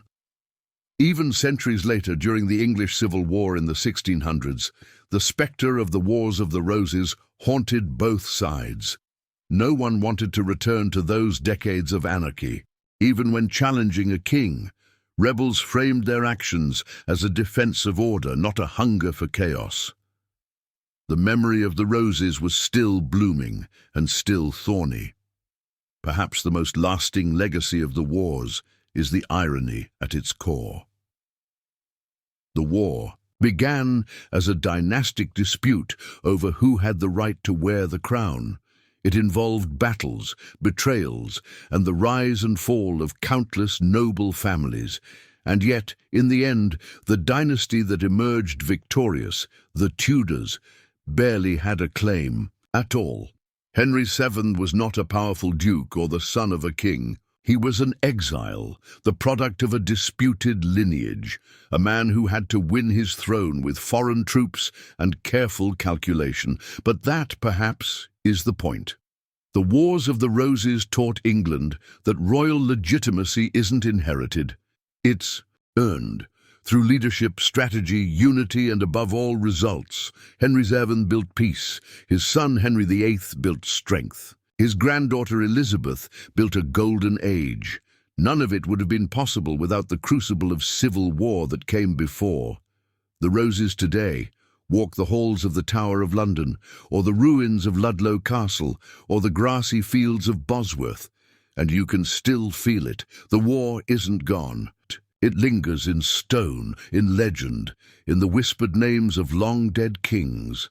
Look at the Tudor rose carved above cathedral doors or printed on the insignia of English heraldry.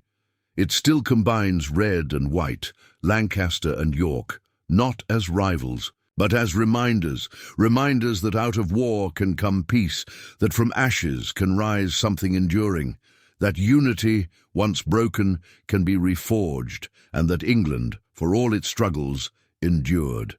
The sun rose slowly over the English countryside, casting long shadows across the fields that had once run red with the blood of rival kings. The cannons were silent now, the clashing swords and cries of battle just memories buried beneath grass and earth. But for all the outward calm, England was changed irrevocably. The Wars of the Roses may have ended with the crowning of Henry VII, but peace was not simply the absence of war. It was something fragile, something that needed to be carefully guarded and reshaped from the ruins of a nation torn apart. In the earliest days of Tudor rule, the mood across England was one of cautious hope mixed with deep exhaustion. For too long, people had lived under the shadow of rebellion and shifting allegiances. Families had lost sons and fathers to causes that dissolved in the chaos of shifting thrones. Loyalty had become a dangerous word, too easily punished when the winds of power changed direction. It was against this backdrop that Henry VII took the throne, not with thunderous applause, but with watchful silence. He was not celebrated like a conquering hero. He was tolerated, scrutinized, even feared, but Henry understood something critical. He did not inherit peace. He would have to build it. His first moves were calculated, almost surgical. He married Elizabeth of York, daughter of Edward IV, uniting the houses of Lancaster and York in a gesture of reconciliation so powerful that it became symbolic of the end of civil war itself. It wasn't just a marriage. It was a message. The red rose and white rose, finally bound together in the new Tudor emblem, told a story that Henry wanted all England to believe, that the fighting was over, the crown was secure, and the future belonged not to war, but to order. But symbolism alone wouldn't hold the country together. Henry knew this. So he turned to control, not through bloodshed but through governance. His policies were firm, sometimes ruthless. He reduced the power of the nobility by limiting their private armies and monitoring their wealth with aggressive taxation. Those who once could have raised battalions now found themselves bound by bonds of good behavior, often literal legal bonds that ensured loyalty with threats of financial ruin. It was the first time in generations that the nobility felt true subordination to the crown. They might still hold titles and land, but they no longer held the future of England in their hands. Henry also expanded the role of the royal council, particularly a smaller group within it, the council learned in the law, which specialized in extracting money from nobles through fines, legal pressure, and investigations.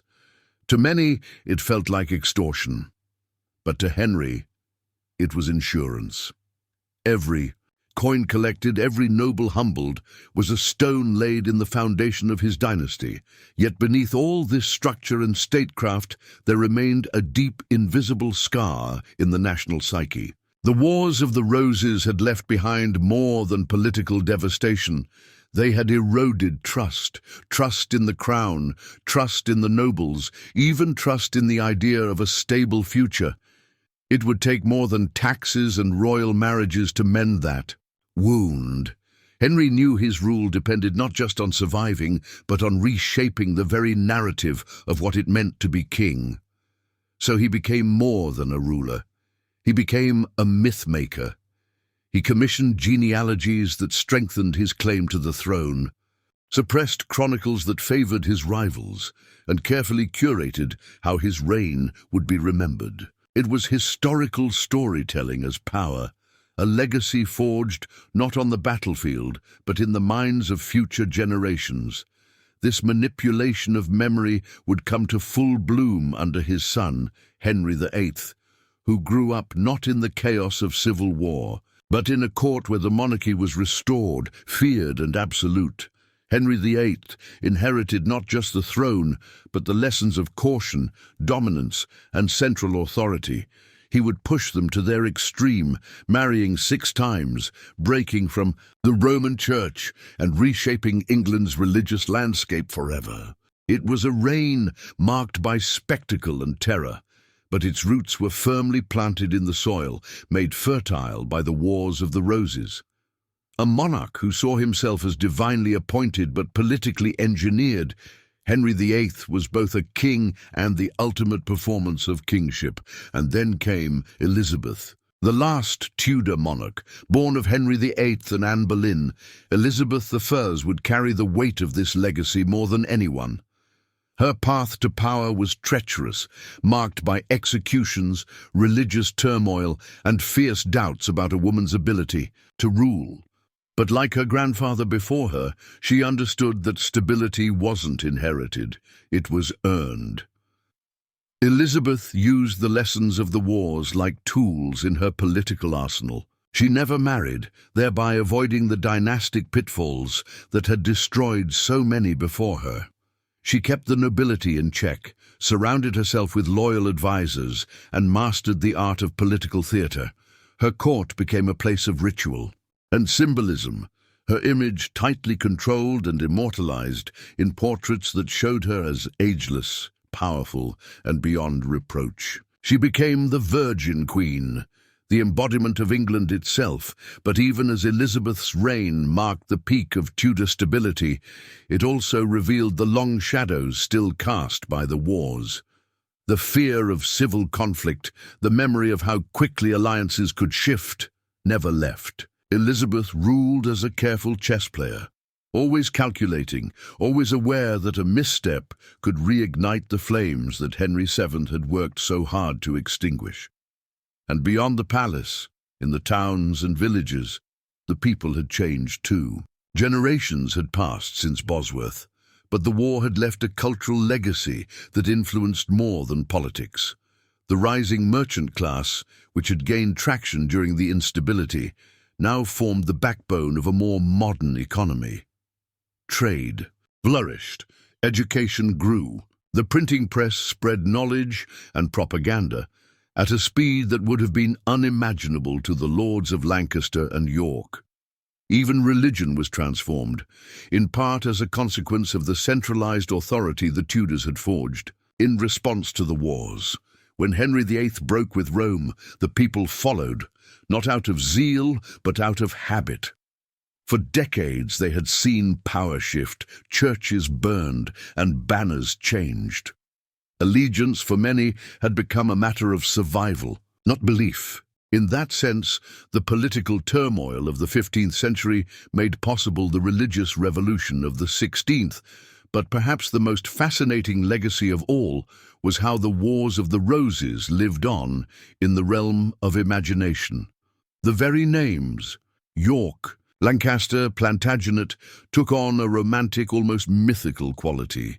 Shakespeare's plays, written under Elizabeth's rule, turned kings into tragic heroes, villains and pawns of fate. Richard III, who had died at Bosworth with a crown crushed into the mud, became the archetype of tyranny and ambition. The stage turned history into legend, and the public into students of a dramatic, if sometimes inaccurate, past. And even centuries later, the echoes remain. In political crises, people invoke the dangers of factionalism. In royal scandals, the media draws parallels to the turbulence of succession. In novels and television series, the Wars of the Roses have become fertile ground, transformed into tales of betrayal, vengeance, and unlikely redemption.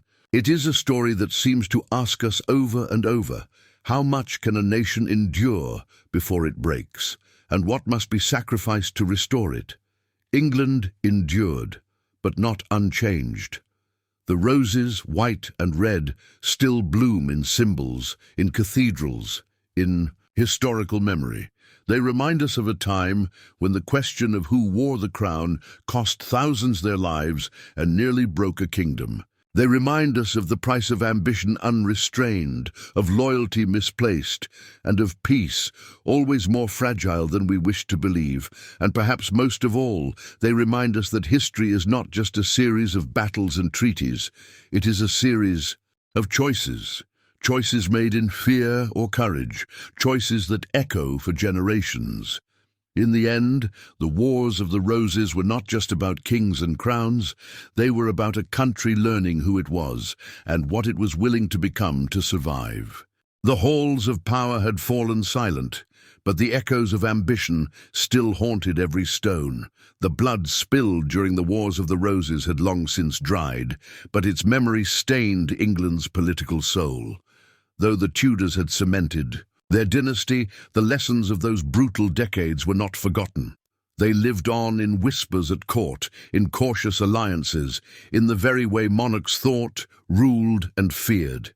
Peace, they had all learned, was never permanent. It was something you forged, protected, and at times faked.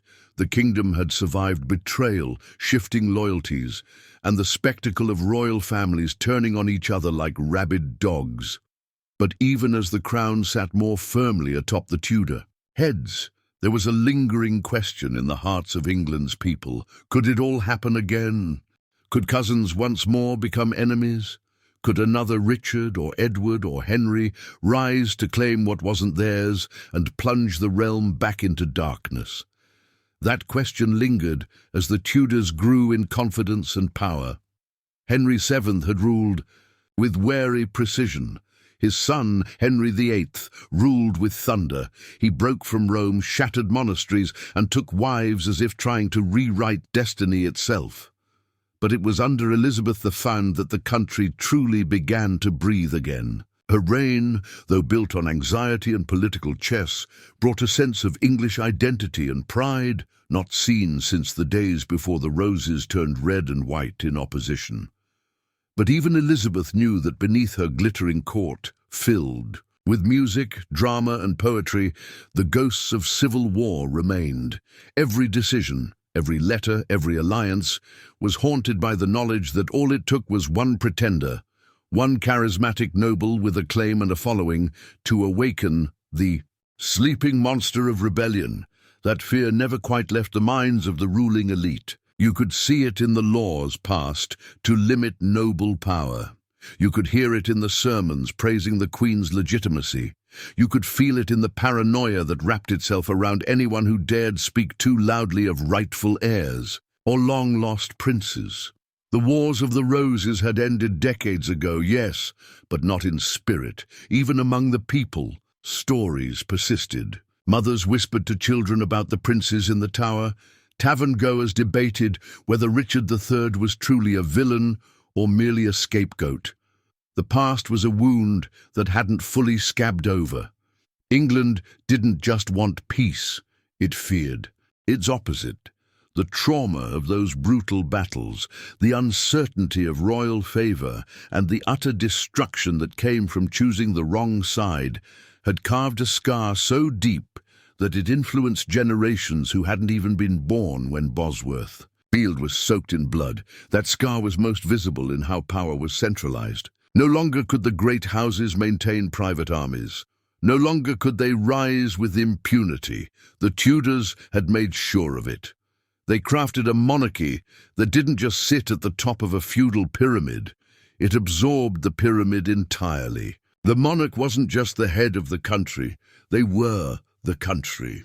Every rebellion, no matter how small, was treated as an existential threat. Every noble's loyalty was bought, monitored, and questioned. In that way, the Wars of the Roses didn't just change rulers, they changed the very nature of the English state. And yet, despite this transformation, England didn't lose its taste for drama. If anything, it found a new outlet, the stage. William Shakespeare, the son of a glovemaker from Stratford-upon-Avon, took the chaotic history of the 15th century and turned it into tragic poetry. He turned Henry VI into a hapless monarch pulled apart by ambition. He turned Richard III into a charismatic villain so captivating that people began to remember him less for his policies and more for the way he limped across a stage, snarling for a horse. These plays did more than entertain. They redefined memory. They turned war into art, treachery into literature, and in doing so, they helped England process the trauma that couldn't be spoken in court or chronicled without consequence. The Wars of the Roses had been too chaotic, too painful, too politically sensitive to be dissected openly. But on the stage, in fiction, there it could be made sense of, at least emotionally, if not historically. It was in those performances, with candlelight flickering across painted faces, that ordinary people began to engage with their own national story. They saw kings as flawed men, not divine beings. They saw the crown not as an absolute right, but as a prize fought over and often lost. That awareness changed something in the culture. A seed was planted that, centuries later, would grow into a more critical view of power, one that questioned divine rule, examined political legitimacy, and demanded accountability. But at the time, no one could have guessed just how influential that war-torn legacy would be, because even as Elizabeth reigned gloriously, her death without an heir brought back an old fear: succession. Would the next monarch be accepted peacefully? Would England fall again into the chaos of contested claims and armed camps? When James VI of Scotland became James I of England, that fear was momentarily calmed. The crown had passed peacefully. The houses of Lancaster and York were truly behind them now. But the ideological seeds of rebellion, monarchy, and power had already been sown. Within decades, England would face something even more radical than cousin against cousin. It would face Parliament against king, and eventually it would execute its monarch. The English Civil War, though born from different conditions, was still the echo of the Wars of the Roses. It was another reckoning with power, legitimacy, and the right to rule. Another attempt to define what England was, who controlled it, and what the crown truly meant. The lines weren't drawn by roses this time, but by belief: royalist versus parliamentarian, Anglican versus Puritan. And yet, the central conflict was painfully familiar. What happens when rulers overreach? When trust is shattered? When the people no longer believe that the crown wears authority rightly? Even today, the Wars of the Roses continue to shape how we think about leadership. Political infighting, succession dramas, and public skepticism of power can all trace echoes back to that brutal chapter in English history. It reminds us that democracy and monarchy alike are fragile, easily tipped into chaos when the balance of power is lost or abused. Culturally, the war never ended either. From the novels of Philippa Gregory to the inspiration behind Game of Thrones, The war between Lancaster and York has become a metaphor for all power struggles. It's about more than just history now. It's about the nature of ambition, the corruption, of ideals, the devastating cost of claiming something that cannot be peacefully shared. The crown, in the end, is not a mere object. It is a symbol of burden, of blood, of history itself. And those who wear it, those who fight for it, must always reckon with the ghosts of those who died for it. The Tudors tried to silence those ghosts. They tried to bury the war with marriages, laws and myths. But no matter how hard you try, history has a way of resurfacing. You can't destroy the past. You can only learn from it or be doomed to repeat it. So as we walk the quiet halls of old castles, as we read the names carved into cathedrals, or gaze upon the crumbling battlefields that once shook with cannon fire and cavalry charge, we are not just tourists. We are witnesses, witnesses to a country that almost tore itself apart over lines on a family tree, a country that chose peace but never forgot the cost of losing it. And in that memory there is power. Not just the power to crown a king, but the power to understand why that crown must never again be worth a war. There are moments in history when the weight of power falls into the hands of the unprepared, when fate crowns a man not because of his strength, but because of survival. That's what happened when Henry Tudor became Henry VII. He wasn't the strongest claimant. He wasn't the most popular. But he was the last man standing, and in a land ravaged by decades of civil war, perhaps that was enough. His victory at Bosworth wasn't just a triumph of armies, it was the end of an era, the final chapter in a bloody family feud that had reshaped a kingdom. But if he thought that winning the crown would mean peace, he was mistaken. Peace is not something a king inherits, it's something he must constantly defend. Henry Tudor's reign began not on a throne, but on a battlefield. The corpse of Richard. 3 lay behind him, and the crown, picked from the mud, was placed upon his head by soldiers. There was no divine ceremony, no grand procession, just the smell of blood, the cries of the dying, and the heavy silence that comes when everyone realizes the fight is over. For now, he had won. But he knew that many still doubted his right to rule. His claim, after all, came through his mother, Margaret Beaufort, from the illegitimate Beaufort line. Technically legitimized, yes, but stained in the eyes of many. Nobles who had spilled blood for either York or Lancaster. So from his very first day, Henry ruled with fear in his heart. Not cowardice, but caution. Deep, intelligent caution. He married Elizabeth of York not just for love or alliance, but to unite the warring houses. The red and the white roses finally intertwined, not in battle but in matrimony. Their union birthed the Tudor rose, an elegant symbol that masked the decades of hatred and suspicion still simmering beneath.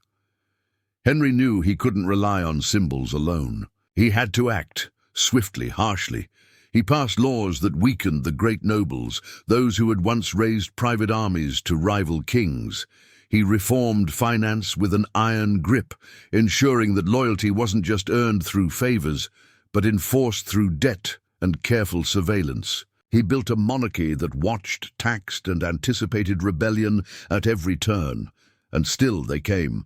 Pretenders, shadows wearing crowns, men like Lambert Simnel, a mere boy trained to impersonate the Earl of Warwick, and Perkin Warbeck, who claimed he was one of the lost princes in the Tower.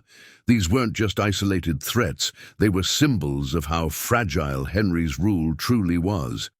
Foreign powers backed them. Discontent nobles whispered in the dark. The war, though technically over, hadn't truly died. It had gone underground. Henry crushed these rebellions, ruthlessly. But with every uprising, he grew more suspicious, more paranoid. He built a system of bonds and recognizances, forcing nobles into financial dependence on the crown. He strengthened the Court of Star Chamber, ensuring that justice, or at least royal justice, was swift. He governed not with charisma, but with results. England didn't love Henry VII, but it feared him, and in the shadow of war, fear would have to do. When he died in 1509, the country he left behind was no longer the feudal battlefield it had once been. It was a centralized monarchy, strong, controlled, but also tightly wound like a bowstring pulled back and trembling. And then, into that space, stepped Henry VIII, young, charismatic, powerful, everything his father was not. Where the elder, Henry, had been reserved, calculating, his son was bold, impulsive, and obsessed with legacy. And for a while it worked. The people adored him. The nobles rejoiced. Finally a king who looked and acted like a king. But Henry VIII would come to rule not just with charm, but with fire. He tore apart the religious foundations of England to secure a male heir. He married 6 times. He executed those who defied him, whether friend or family. And yet he never faced the kind of civil unrest that had plagued his predecessors. Why? Because his father had already broken the nobility's back. Because the Wars of the Roses had taught a hard lesson: never let the great houses get too powerful. Still, the issue of succession haunted him. His obsession with sons wasn't vanity. It was history. He knew that weak claims led to chaos. That cousin could turn on cousin. That one disputed inheritance could plunge the nation back into the darkness he had been born from. His desperation for a male heir was a direct echo of the war that had scarred England. And in the end, for all his efforts, it was his daughter, Elizabeth, who would become the symbol of Tudor greatness. Elizabeth I ruled like someone who understood just how dangerous power could be. She didn't marry, not because she lacked suitors, but because marriage came with risk, with claims, with foreign entanglements. She played politics like chess, mastering image, manipulating court factions, and ruling with a balance of charm. And iron. She knew that as a woman on the throne, she had to be smarter, sharper, more calculating than any man. But more than that, she knew what civil war looked like. She'd seen it up close. Her childhood was haunted by executions, imprisonments, betrayals. She ruled not just as a monarch, but as a survivor. Under Elizabeth, England flourished. Renaissance bloomed, exploration began, the arts thrived, but even in this golden age, the threat of internal collapse loomed. Catholic plots, questions of legitimacy, fear of foreign invasion. Her reign was a constant tightrope, and when she died childless in 1603, the country once again braced itself for uncertainty. The crown passed to James VI of Scotland, uniting the crowns of England and Scotland, peacefully, remarkably, but the deeper issues remained unresolved. Who truly had the right to rule? What was the role of Parliament? What happened when the king and his subjects disagreed? These were questions that had never fully been answered during the Wars of the Roses, and soon they would explode again. This time in a new war, the English Civil War. But even centuries later, the echoes of the Wars of the Roses can still be felt, in our fascination with power, in our suspicion of authority, in our love of drama, betrayal, and unlikely victories. It is no accident that the most popular modern fantasy epic, Game of Thrones, drew directly from these conflicts. The idea of noble houses locked in endless battle, of alliances formed and broken, of kings rising and falling, of children paying the price for their parents' ambitions. It's not just fiction, it's history, and it all began with 2 roses. In the end, the Wars of the Roses were more than a conflict over a crown.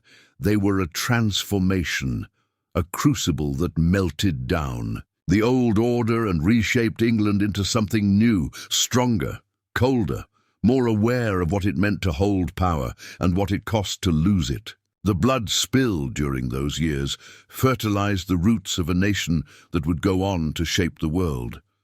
But it also left a warning carved deep into the soul of English identity. Never take stability for granted. Never forget how close the kingdom came to destroying itself. Never assume peace is permanent, because all it takes is one claim, one ambition, one spark, and the war begins again. The final chapters of the Wars of the Roses were not marked by epic battles or roaring armies, but by silence. A silence that settled over England like fog after a storm. The bloodshed had stopped, but the memory of war lingered in every castle, corridor, in every noble whisper, in every law passed by a cautious monarch. The conflict had reshaped the kingdom, its politics, its people, its very sense of identity.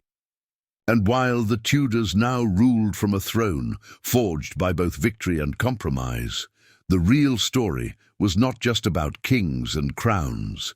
It was about survival, about how a nation rebuilt itself from ashes and learned to fear its own history.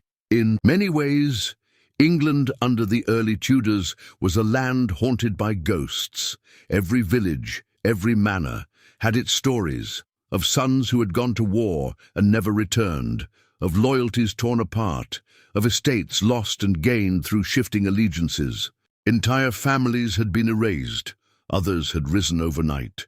The concept of nobility had been broken and remade, not by birthright alone, but by cunning and brutality. Those who survived had done so not through chivalry, but through strategy. And now, in the calm that followed the storm, they found themselves asking, what now? Henry VII had won the war, but he understood better than anyone that the peace was fragile. He did not rule like a hero, basking in glory. He ruled like a man, watching every shadow. His court was not filled with celebration, but with calculation. Every noble was a potential traitor, every foreign visitor a potential threat. He didn't lavish titles or land. He demanded loyalty. He used financial penalties, legal traps, and spies to keep the once powerful barons in check. And as the years passed, something strange began to happen. England grew quiet, not in a joyful, celebratory way, but in a tense, careful one. The chaos had ended, but at what cost? For the common people, life carried on, hard, but more predictable. No longer were villages emptied by forced levies to fight in a cousin's war. No longer did banners appear on the horizon, signaling that your town was about to become a battlefield. Harvests still failed, taxes still bit. But at least the enemy was no longer your neighbor. There was a new kind of order. And with it came a slow, steady rebuilding, not just of infrastructure, but of trust, of institutions, of what it meant to be English. Education began to take root in new ways. The printing press had arrived, and books slowly crept into cities and towns, bringing new ideas. Trade expanded. Merchants, no longer afraid their goods would be looted by wandering armies, began to invest. London grew, guilds grew stronger, and for the first time in generations, people began to look forward rather than just sideways, wondering who might betray them next. This wasn't a golden age yet, but it was the beginning of something. Still, beneath it all, the fear remained. The fear that the wars could return, that another false claimant could rise, that some ambitious noble might see weakness in the crown and light the old fires again. So even as peace stretched into decades, the monarchy ruled with one eye open. The Tudors mastered the art of symbolism. They flooded the country with imagery. The red and white rose, the Tudor rose, appeared in every church, every document. The message was clear. We are the Union. We are the end of war. But history has a habit of resisting closure, even after the deaths of Henry VII and later Henry VIII. The scars of civil war influenced every decision. The break from Rome, for instance, was not just about religion or love. It was about control. Henry VIII could not afford a pope who might support a rival claim to the throne. The dissolution of the monasteries wasn't just about wealth. It was about eliminating power centers outside royal control. Everything the Tudors did was filtered through the lens of survival, of preventing another descent into chaos.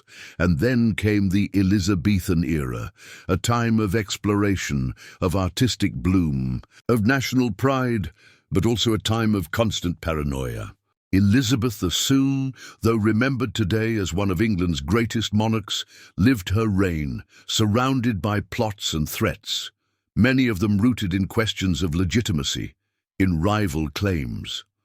Her government was a web of spies and informants. She trusted few, she executed many, because she understood what her grandfather had taught by example. It only takes one spark to reignite the war. And what of the nobility, the families that had once marched under banners of red or white? Some faded into obscurity, their lines broken, their lands seized. Others reinvented themselves. They became bureaucrats, courtiers, advisors. They traded their swords for ledgers. Their loyalty was no longer to a house or a bloodline, but to the crown itself. The concept of feudalism, the old system of lords and vassals, quietly crumbled. In its place rose something new, a central state, a bureaucracy, a nation. But something was lost, too, the romance of knightly valor, the idea of honor in politics.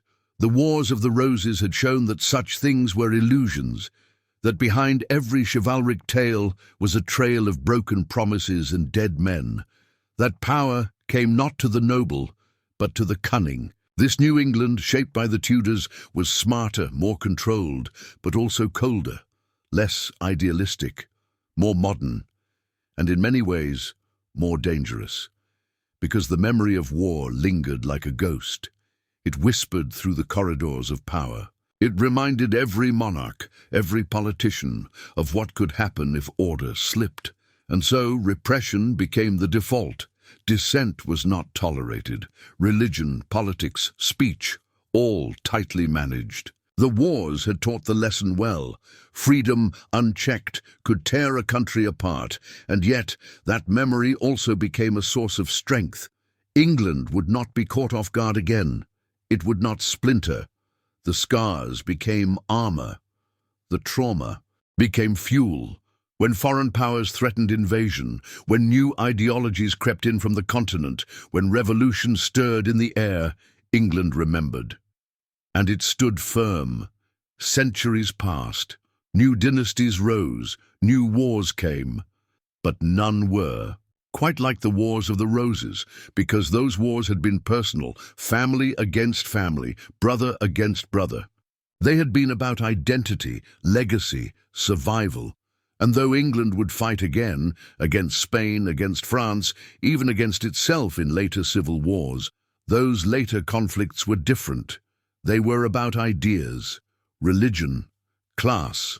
The Wars of the Roses had been about blood, and that is why they continue to fascinate, because they feel so raw, so human. They weren't just political, they were emotional. The decisions made during those decades weren't cold calculations. They were desperate acts, revenge, jealousy, fear, love.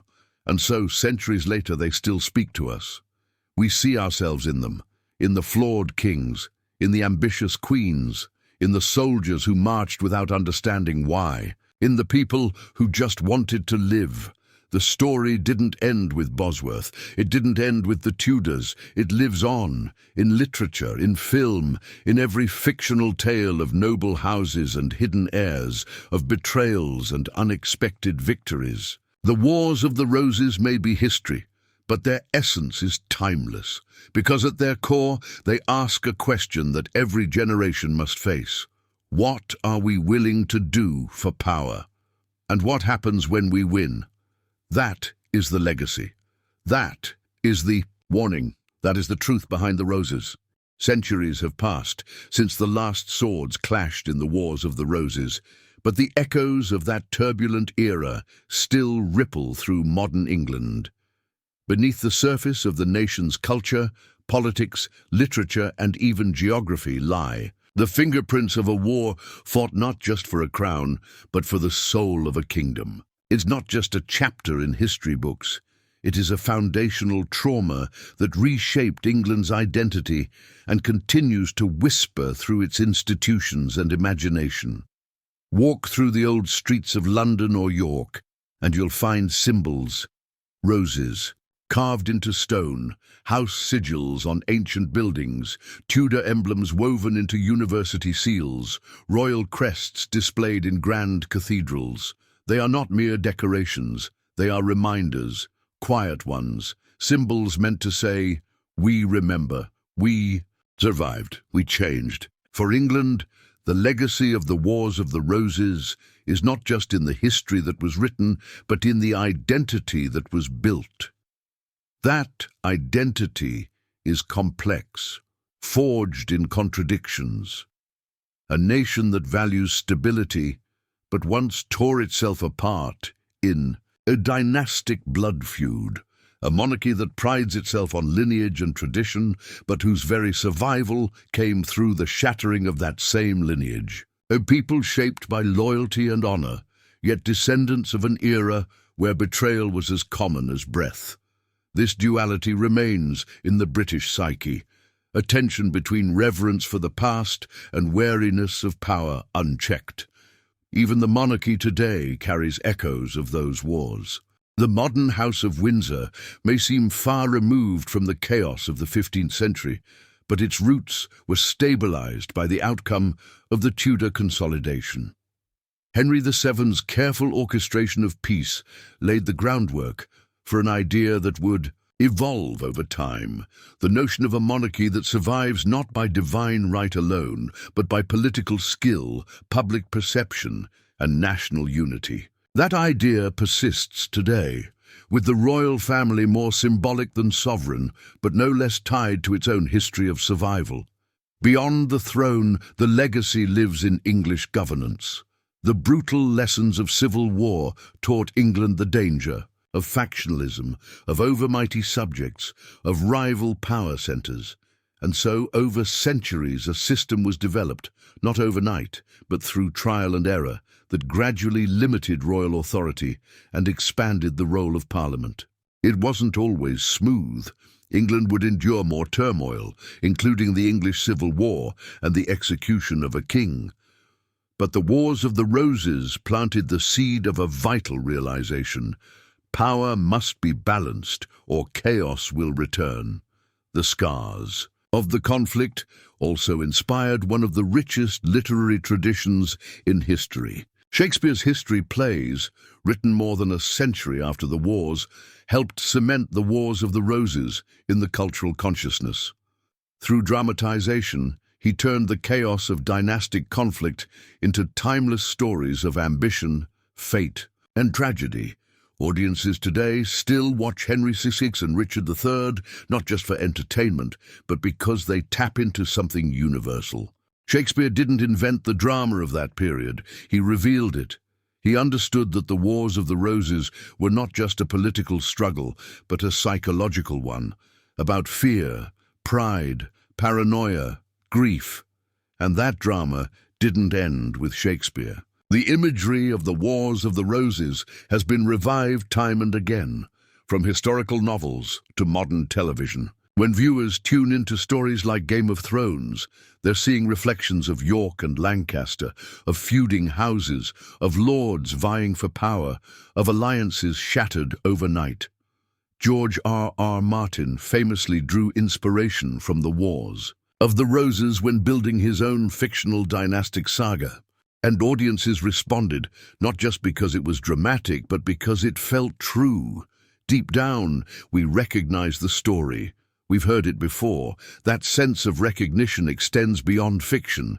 In times of political instability, pundits and commentators still invoke the Wars of the Roses as a metaphor.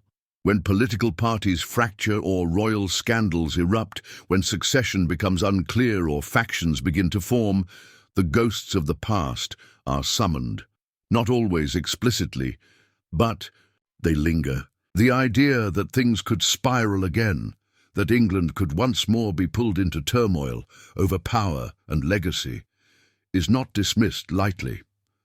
The wars may be history, but the instinct they awakened, the fear of collapse, the craving for order, remains. Even the landscape carries the memory. The battlefields are still there, now quiet fields and gentle hills, marked by plaques and memorial stones. Tourists walk across Towton, Bosworth, Barnet, not as soldiers, but as curious onlookers retracing the path of history. Local legends remain, ghost stories, myths, passed down through generations. A farmer in Yorkshire might still tell you where bones were once dug up in the plough. A child in Warwickshire might learn about the white boar of Richard III, not in school, but as a bedtime story. The past refuses to fade, but perhaps the most enduring legacy is subtler, a national skepticism, a wariness of concentrated power, an ingrained discomfort with political extremism. England emerged from the Wars of the Roses not with a love for monarchy, but with a practical appreciation for its dangers. That doesn't mean the English became cynical or rebellious, but they became cautious. And that caution became part of their political DNA. It shows up in parliamentary procedure, in the slow and deliberate nature of reforms. It shows up in the national character, a preference for compromise, for stability, for avoiding radical shifts. England became a nation of hedgers and negotiators, not out of cultural preference alone, but out of hard-earned experience. When you've seen what unbridled ambition and noble rivalry can do to a kingdom, you learn to tread carefully, and so, in a strange twist, the violence of the past created a culture of peace, or at least a culture that values peace. It made England not just wary of internal conflict, but determined to prevent it. That determination shaped foreign policy. It shaped the development of law. It shaped how the English thought about themselves, not as subjects of a ruler, but as participants in a national project that required balance and restraint. Of course, history is not static.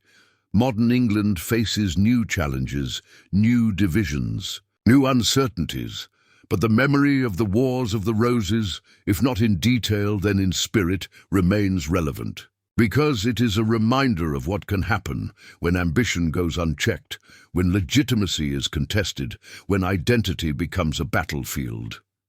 In the end, the legacy of the Wars of the Roses is not just about who won or who ruled. It's about what it taught a nation, that power is fragile, that history is not inevitable, that peace must be guarded, not assumed, and that the past is never as far away as we think. The Wars of the Roses left an indelible mark on the political landscape of England, fundamentally reshaping the monarchy and the very fabric of governance. This brutal dynastic conflict was not simply a series of battles for power, it was a transformational period that redefined royal authority and set the stage for the modern British monarchy. The conflict demonstrated the fragility of hereditary claims and the dangers of unchecked aristocratic ambition, ultimately forcing a rethinking of how power was exercised and maintained. One of the most significant consequences was the end of the Plantagenet dynasty, which had ruled England for over 3 centuries. The long reign of the Plantagenets, marked by internal strife and external wars, came to a violent close as the Lancastrian and Yorkist branches destroyed each other in a cycle of revenge and rivalry. The decisive victory of Henry Tudor at the Battle of Bosworth field in 1485 not only ended the fighting, but also brought a new dynasty, the Tudors, to the throne. This change was more than a simple transfer of power. It was the birth of a new era in English monarchy. Henry VII's reign marked the beginning of a centralized monarchy that sought to curb the power of the nobility, who had been the driving force behind the Wars of the Roses. The great lords had amassed vast private armies and wielded tremendous influence, often challenging royal authority and dragging the kingdom into chaos. Henry understood that to prevent a recurrence of civil war, he needed to reduce their military and political power. He pursued policies that weakened the nobility's grip, including limiting their ability to raise private armies and carefully managing marriages and inheritances to avoid the concentration of land and power. This approach extended beyond just military restrictions. Henry Tudor, and later his daughter Elizabeth I, used the tools of statecraft, such as the courts, taxation, and patronage, to enforce royal authority and build a more professional government.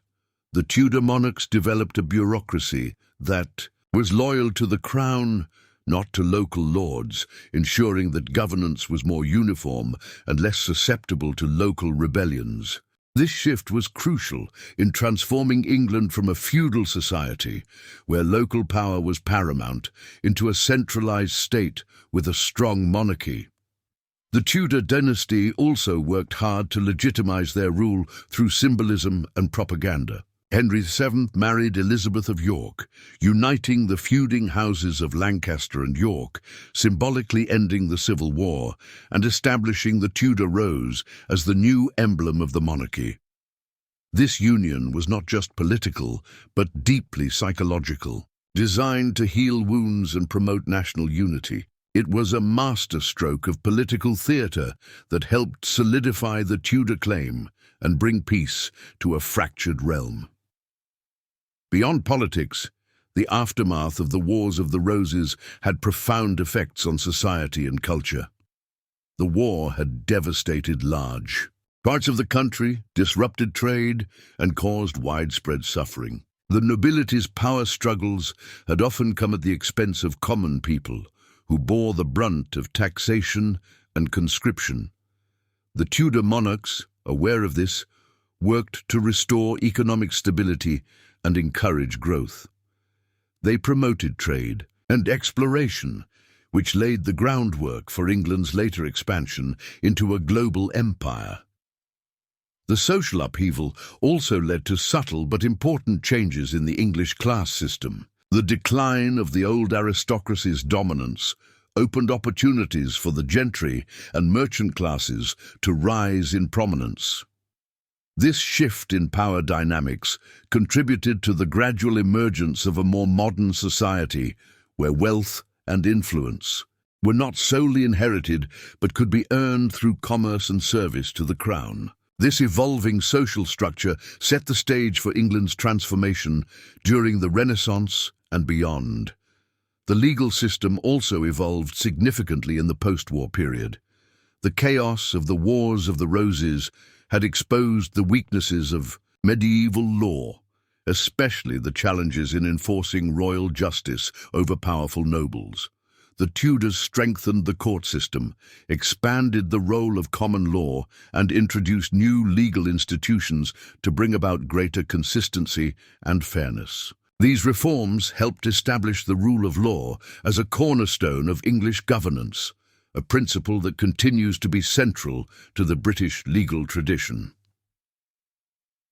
Another lasting legacy was the changing role of Parliament. During the Wars of the Roses, Parliament had been called irregularly and often served as a tool for whichever faction held power. But the instability demonstrated the need for a more reliable and representative body to advise the monarch and legitimize laws and taxes. Over time, the Tudor monarchs increased the frequency of parliamentary sessions and recognized its importance in governance. This evolution laid the foundation for the development of constitutional monarchy and the eventual rise of parliamentary democracy. Religion also played a subtle yet important role in shaping the post-war monarchy. The Wars of the Roses occurred on the eve of the Reformation, and the Tudor dynasty would later harness religious reform to strengthen royal authority. Henry VIII's break with the Roman Catholic Church and establishment of the Church of England was a decisive move that not only altered the religious landscape, but also increased the power of the monarchy by placing the king at the head of the national church. This bold redefinition of religious authority had deep roots in the political consolidation that began in the wake of the Wars of the Roses. Culturally, the wars inspired a rich legacy of art, literature, and folklore.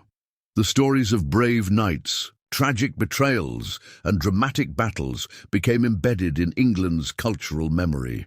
This era's tales were retold in plays, poems, and chronicles that shaped the nation's self-understanding. The impact on literature was profound, with works like Shakespeare's History plays elevating the events into timeless narratives about power, fate, and human nature. Even today, the Wars of the Roses continue to fascinate historians, writers, and the public alike. Museums, reenactments, and documentaries keep the memory alive, reminding us of a time when England's future hung in the balance. The lessons learned from this brutal chapter in history about leadership, legitimacy, and the costs of division remain relevant, offering insights into the challenges of governance and the fragility of peace. In summary, the Wars of the Roses were more than a bloody dynastic struggle. They were a crucible that transformed England's monarchy and political system. They exposed the dangers of aristocratic power unchecked by a strong central authority and paved the way for a new kind of monarchy, one that balanced royal prerogative with emerging ideas of governance and law. The Tudors' ability to consolidate, empower, legitimize their rule, and foster national unity was born from the ashes of this conflict, setting England on a path toward modern statehood. The echoes of the Wars of the Roses ripple through time, influencing everything from political structures to cultural identities. The transition from feudal chaos to centralized authority was not easy, nor was it immediate, but it was profound. It shaped the monarchy's evolution, England's social fabric, and the very notion of what it meant to be an English kingdom. The legacy of the wars is a testament to the resilience of a nation that endured its darkest days and emerged transformed, forever carrying the lessons of its past into the future. The Wars of the Roses was a deeply complex conflict that shaped not only the political landscape of England, but also its social and cultural identity for generations to come. Following the rise of the Tudor dynasty, England faced the enormous task of healing a fractured kingdom and rebuilding trust between the crown and its subjects. This period was marked by cautious political maneuvering, subtle reforms, and a delicate balance of power as the new rulers sought to secure their hold on the throne while preventing the return of factional violence. Henry VII, the first Tudor king, understood that outright military dominance was not enough to sustain his rule. His experience as an exiled claimant had taught him the importance of consolidating power through political marriages, alliances, and legal reforms. He married Elizabeth of York, uniting the feuding houses of Lancaster and York, creating a symbolic end to the civil wars that had ravaged England. This marriage was more than just a union of two people. It was a deliberate political act, aimed at healing wounds and presenting a united front to the realm. Yet beneath the surface, tensions remained. The scars of war were still fresh in the memories of many nobles and common folk alike. Henry VII's reign was marked by vigilance against plots and rebellions from Yorkist loyalists, many of whom still sought to challenge the Tudor claim. To counter these threats, Henry established a network of spies and informants, using intelligence to preempt and suppress dissent. His reign was also characterized by the careful use of patronage, rewarding loyal supporters with titles and lands, thereby binding them to the crown's interests. One of Henry's most significant achievements was the reform of the royal finances. The Wars of the Roses had left the crown deeply in debt, and Henry's careful fiscal policies helped restore economic stability.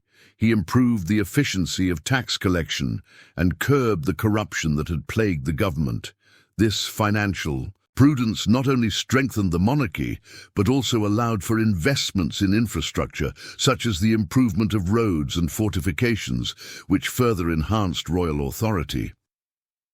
Despite his success in consolidating power, Henry VII's reign was not without controversy. His use of the legal system to target political opponents, often through charges of treason or the manipulation of inheritance laws, earned him a reputation for being both shrewd and ruthless.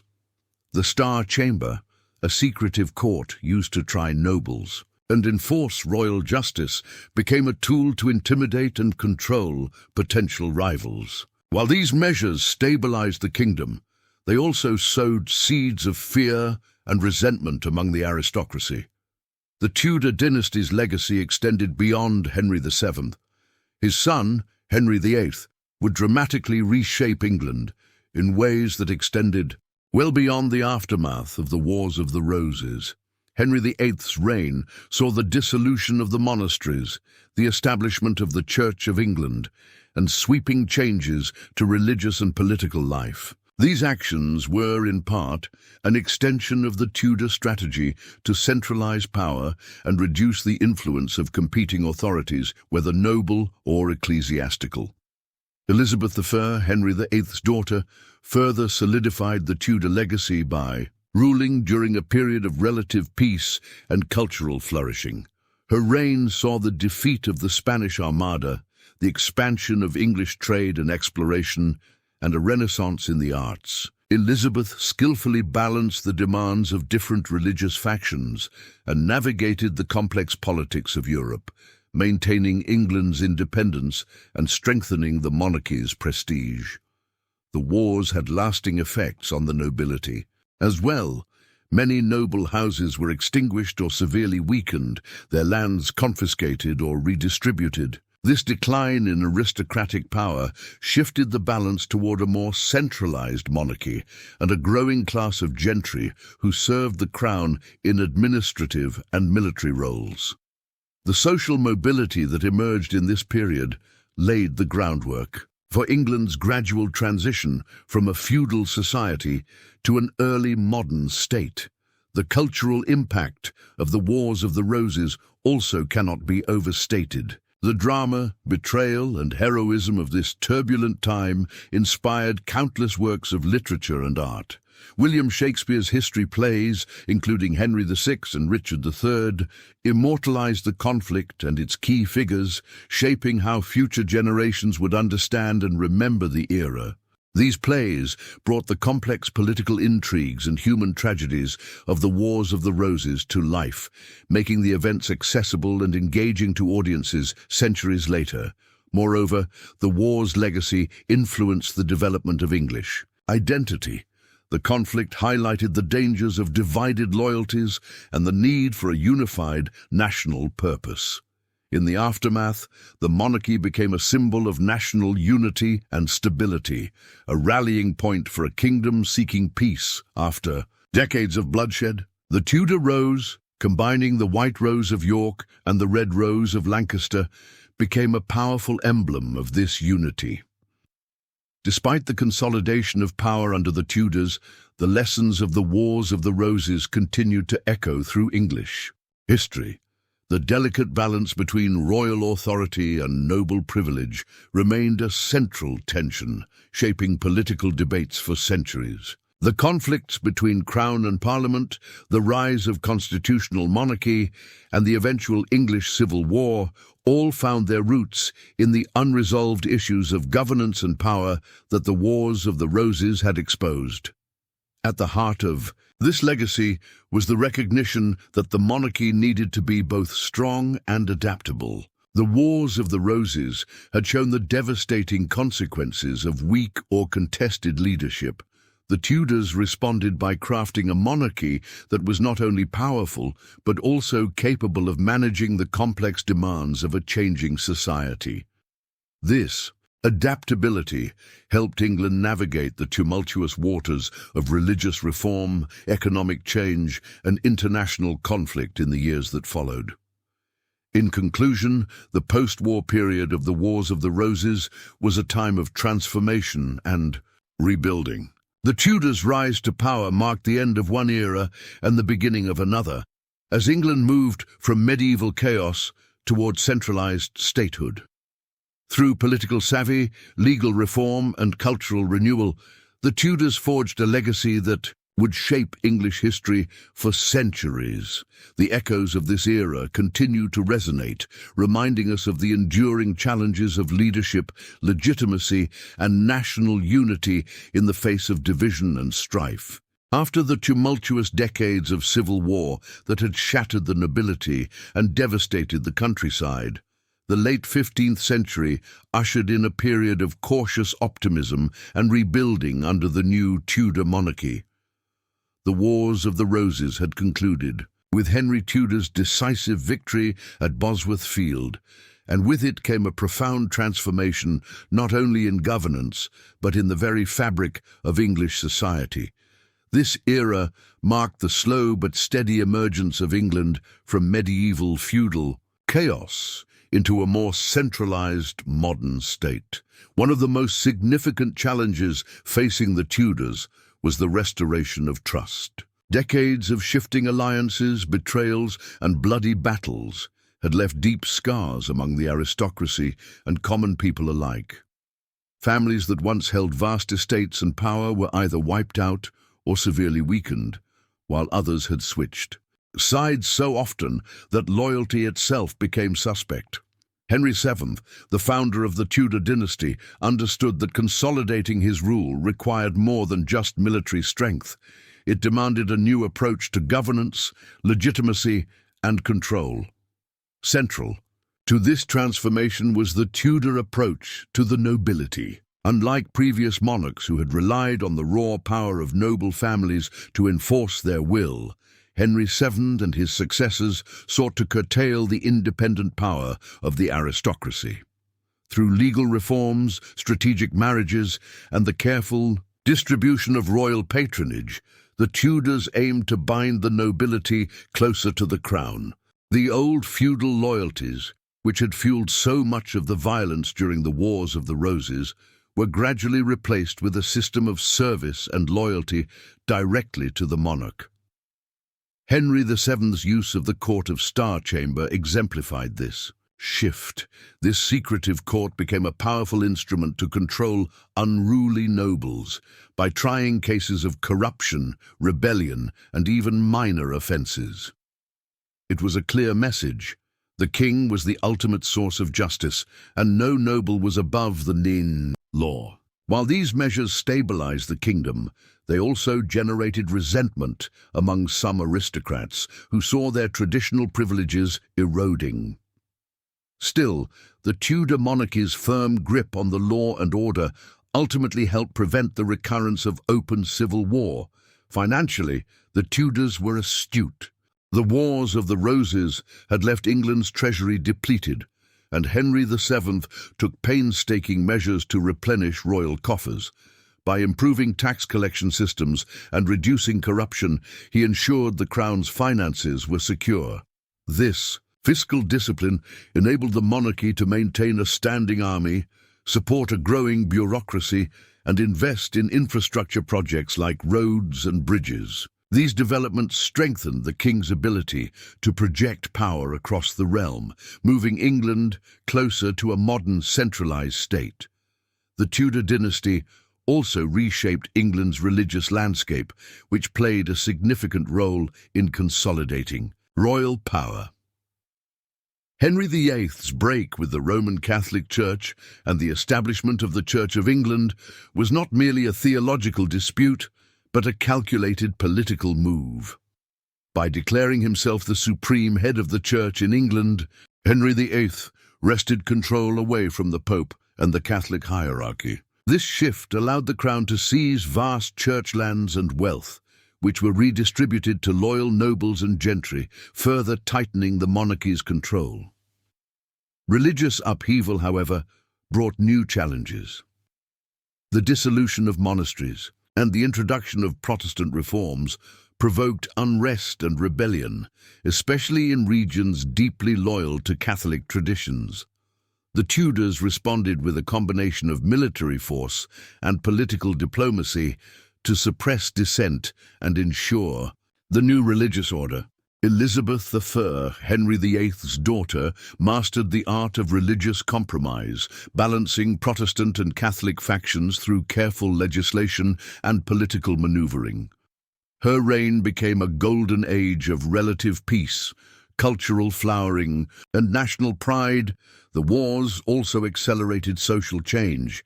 The weakening of the old nobility opened opportunities for the rise of the gentry and merchant classes. These groups increasingly took roles in local administration, law, and commerce, laying the foundation for England's growing middle class. This shift altered the traditional social hierarchy and helped stimulate economic growth, urbanization, and the expansion of trade. England was becoming a nation not solely ruled by hereditary privilege, but influenced by wealth, education, and service to the crown. Culturally, the Tudor period saw a renaissance in arts, literature, and learning. Inspired by the European Renaissance, English artists and writers flourished under royal patronage. William Shakespeare and his contemporaries immortalized the drama and intrigue of the Wars of the Roses in their history plays, embedding the conflict into England's national consciousness. These works offered not only entertainment, but reflection on power, legitimacy, and human ambition, timeless themes that resonated with audiences then and now. The political stability that followed the wars allowed England to engage more confidently in international affairs. The Tudors navigated a complex web of European alliances and rivalries, balancing relations with France, Spain, and the Holy Roman Empire. England's naval power expanded, laying the groundwork for future exploration and colonization. The defeat of the Spanish Armada in 1588 under Elizabeth II was a crowning achievement that symbolized England's emergence as a major European power. Despite these successes, the legacy of the Wars of the Roses remained palpable. The fragility of dynastic succession was a constant concern. The Tudor claim rested on a tenuous line, and any hint of weakness could reignite conflict. This anxiety influenced marriage alliances, court politics, and succession planning for generations. The eventual transition to the Stuart dynasty in the early 17th century would again test England's political stability, leading to new struggles between monarchy and parliament. The wars also shaped England's collective memory and identity. The image of the feuding roses, the white of York and the red of Lancaster, became a powerful symbol of division and reconciliation. The Tudor rose, combining both colours, embodied the hope of unity and peace after long years of turmoil. This symbolism endured in English heraldry, literature, and political rhetoric, reminding the nation of both the costs of internal strife and the value of national cohesion. In many ways, the Wars of the Roses were a crucible that forged modern England. They exposed the vulnerabilities of feudal fragmentation and highlighted the necessity of strong, centralized governance. The Tudors' responses, legal reform, control over the nobility, religious restructuring, and cultural patronage, set the stage for England's rise as a unified, powerful nation. These changes paved the way for the development of constitutional monarchy, parliamentary government, and the expansion of English influence around the world. Reflecting on this period, it becomes clear that the Wars of the Roses were more than a series of battles over the throne. They were a profound transformation of England's political, social, and cultural landscape. The conflict challenged old loyalties, destroyed ancient power structures, and demanded new forms of leadership. The Tudors emerged not simply as victors of war, but as architects of a new order, one that would define England's future for centuries to come. The period following the Wars of the Roses was a time of immense change and redefinition for England. The Tudor dynasty had secured its throne, but the country was still grappling with the profound effects of decades of civil strife. The war had left deep wounds, both physical and psychological, in the fabric of society, and healing these wounds required more than mere peace. It demanded transformation on many levels. The Tudor monarchs, especially Henry VII and his successors, recognized this and set about forging a new England, one that balanced tradition with innovation, power with stability, and ambition with prudence. One of the most noticeable shifts was the change in how the monarchy interacted with the nobility. The Wars of the Roses had shown just how dangerous a powerful and independent aristocracy could be. Nobles who wielded private armies, controlled vast estates, and operated with little oversight often pursued their own interests, which sometimes meant challenging the crown itself. Henry VII, having won the throne by force and marriage, was acutely aware that his reign depended on controlling this fractious group. He introduced policies designed to reduce the influence of the great lords and to tie their fortunes more directly to the success of the monarchy. This approach included imposing fines and bonds to keep nobles in line, redistributing lands confiscated from those who rebelled, and promoting a loyal class of gentry and administrators who owed their status to the crown rather than hereditary privilege. The Court of Star Chamber became a key instrument in this policy. It was not just a legal body, but a symbol of the new order, where the king's justice was swift and inescapable. This court was known for its secrecy and efficiency, handling cases of corruption, rebellion, and disputes involving powerful families. By using this tool, the Tudors demonstrated that no one, not even the highest-ranking noble, was above the law. While this sometimes bred resentment among the aristocracy, it was effective in preventing the kind of private wars that had so recently ravaged the kingdom. The financial policies of the Tudor kings also reflected their desire to stabilize and strengthen the monarchy. The Wars of the Roses had drained the royal treasury, and rebuilding the economy was critical. Henry VII was famously frugal and shrewd, tightening tax collection and rooting out corruption wherever possible. He enhanced customs duties and used the royal courts to reclaim lands and revenues that had slipped from royal control during the years of conflict.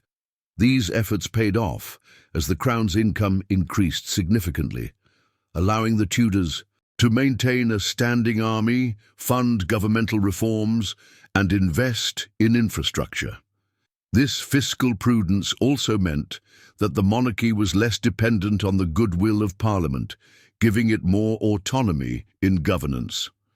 Religious transformation under the Tudors was another defining feature of post-war England.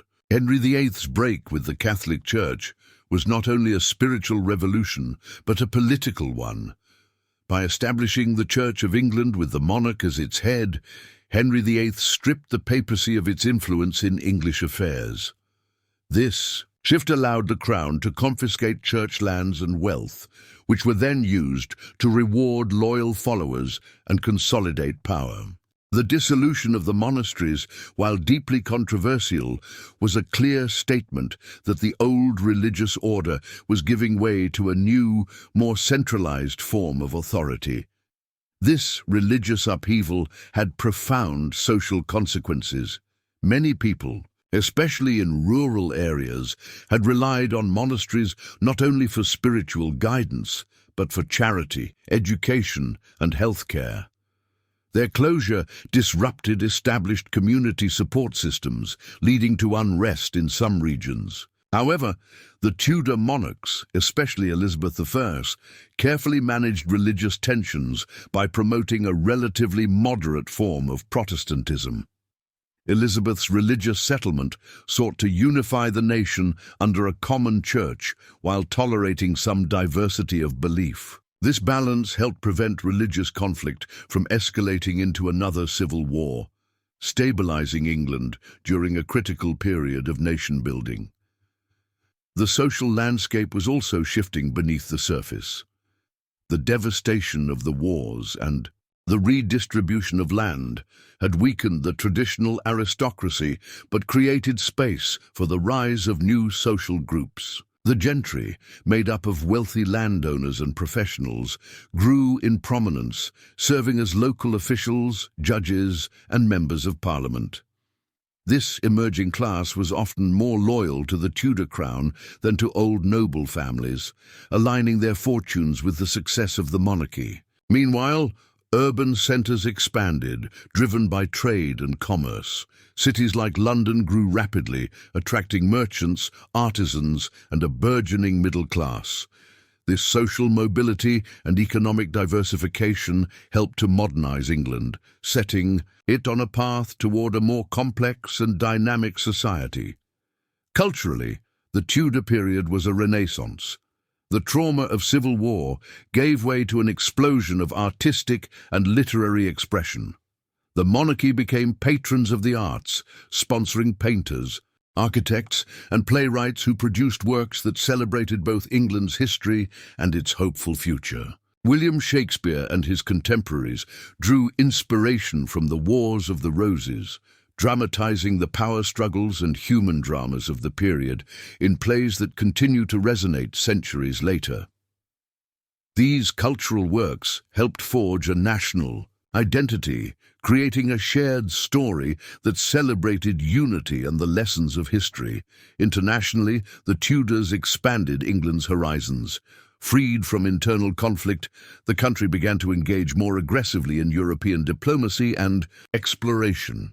The Tudor navy was strengthened, paving the way for overseas expeditions and the eventual establishment of colonies.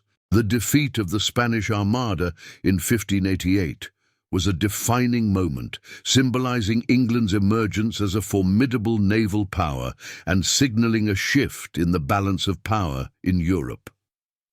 These developments laid the groundwork for England's rise as a global empire in the centuries to come. Despite these achievements, the legacy of the Wars of the Roses remained a shadow over Tudor England. The dynastic insecurity that had caused so much bloodshed lingered, influencing royal marriages, succession planning, and court politics. Henry VIII's multiple marriages and the turbulent succession that followed underscored the fragile nature of the Tudor claim. The eventual transition to the Stuart dynasty would reopen old wounds, leading to new conflicts between monarchy and parliament that echoed the struggles of the past. The symbolism of the Wars of the Roses endured in English heraldry and culture. The Tudor rose, combining the white rose of York and the red rose of Lancaster, became a powerful emblem of reconciliation and national unity. This symbol reminded the English people of the horrors of division and the value of peace, serving as a constant reminder of their shared history and the fragile peace that had been won. Looking back, the Wars of the Roses were a turning point that reshaped England forever. They dismantled the old feudal order and forced the monarchy to evolve into a more centralized and bureaucratic institution. The Tudors' reign marked the beginning of modern English governance, religion, society, and culture. The lessons learned from civil war influenced the development of law, the balance of power, and the very concept of kingship. The story of this era is not just about battles and power struggles. It's about transformation, resilience, and the slow forging of a nation. It's a tale of how a fractured kingdom found unity through change, how ambition met pragmatism, and how the scars of war laid the foundation for peace and progress. The Tudors' legacy is a testament to the enduring strength of England's institutions and the complex, often turbulent path of history itself. The final years of the Wars of the Roses were marked by a combination of fierce battles, shifting allegiances, and moments of unexpected mercy and political cunning. After decades of bloodshed, the land was weary, and the nobility was fragmented, their resources drained, their loyalties fragile. The two houses, Lancaster and York, had been locked in a bitter struggle not only for the throne, but for the very identity and future of England. This struggle reached its crescendo in the late 1480s, when Henry Tudor, a relatively obscure claimant with Lancastrian blood, emerged as the figure destined to end the conflict and reshape the nation. Henry Tudor's claim to the throne was tenuous. He was descended through his mother from the Lancastrian line, but had spent much of his youth in exile, living in relative obscurity in Brittany and France. His position was precarious, reliant on the support of French nobility and English exiles, who still hoped to see the Lancastrians restored. Yet despite these challenges, Henry was a patient and strategic leader. He understood that outright military conquest was only one part of the equation. Winning the loyalty of the English people and nobility was equally vital. The turning point came with the Battle of Bosworth Field in 1485, a confrontation that has since become legendary. Richard III, the last Yorkist king, faced Henry Tudor on a misty August day. The battle was brutal and chaotic, with both sides suffering heavy casualties. Richard fought valiantly, but the tide turned when some of his key allies abandoned him. On the battlefield, betrayed and outnumbered, Richard was killed, marking the end of the Plantagenet dynasty and the rise of the Tudors. Henry Tudor was crowned King Henry VII, becoming the first monarch of a new era. Henry's victory was not just military, but symbolic. It represented the end of the internecine wars that had torn England apart, and the beginning of a new chapter focused on reconciliation and stability. But Henry knew that to secure his reign, he had to carefully navigate the dangerous waters of noble politics. Many Yorkists still held power and influence, and their resentment could easily spark another rebellion. To prevent this, Henry took the unprecedented step of marrying Elizabeth of York, the daughter of Edward IV and a symbol of Yorkist legitimacy. This marriage was a masterstroke of political symbolism, uniting the two feuding houses and presenting a united front to the country. The Tudor rose, combining the red rose of Lancaster and the white rose of York, became the emblem of this new unity. It was a potent image that spoke of peace and reconciliation, a visual reminder that the divisions of the past could be healed. But beneath this surface, tensions remained. The wounds of war ran deep, and the old rivalries did not disappear. Overnight, Henry's reign was marked by a constant vigilance against plots and uprisings, many of which were orchestrated by surviving Yorkist sympathizers or foreign powers seeking to exploit England's vulnerability. To secure his dynasty, Henry established a network of spies and informants that reached into every corner of the kingdom. He was ruthless in suppressing dissent, using the law to punish those who challenged his authority. The Court of Star Chamber, already established in earlier years, became a key tool for enforcing royal justice. It was feared for its secretive proceedings and harsh punishments, ensuring that no noble could act with impunity. Henry's efforts to consolidate power extended beyond the nobility to the administration of the realm. He reformed the royal finances, strengthened the role of the Privy Council, and improved the efficiency of government. These measures laid the groundwork for the centralized state that would define Tudor England. The social and economic landscape was also transforming during this time. The wars had devastated many regions, depopulated villages, and disrupted traditional agricultural practices. Henry's government encouraged recovery through policies that supported farming, trade, and industry. New laws were introduced to regulate labor and land use, addressing the challenges posed by a changing economy. The rise of the merchant class and the growth of towns began to shift the balance of power away from the landed aristocracy, creating a more complex and dynamic society. Despite Henry's cautious approach, his reign was not without further challenges. Pretenders claiming to be lost princes or heirs to the throne emerged, stirring unrest. The Lambert-Simnel and Perkin-Warbeck rebellions were notable examples, each posing a significant threat to Tudor stability. These pretenders were often supported by foreign powers or disgruntled nobles, highlighting the fragile nature of Henry's hold on the throne. Yet Henry's combination of diplomacy, military readiness, and political acumen enabled him to overcome these threats and maintain peace. The cultural and religious fabric of England was also shifting in the aftermath of the wars. While Henry VII maintained Catholic orthodoxy, his son Henry VIII would soon bring dramatic religious changes that echoed the transformative spirit of the age. But the Tudor emphasis on central authority and national unity, forged in the crucible of the Wars of the Roses, would continue to shape the religious and political landscape for generations. The legacy of the Wars of the Roses was complex.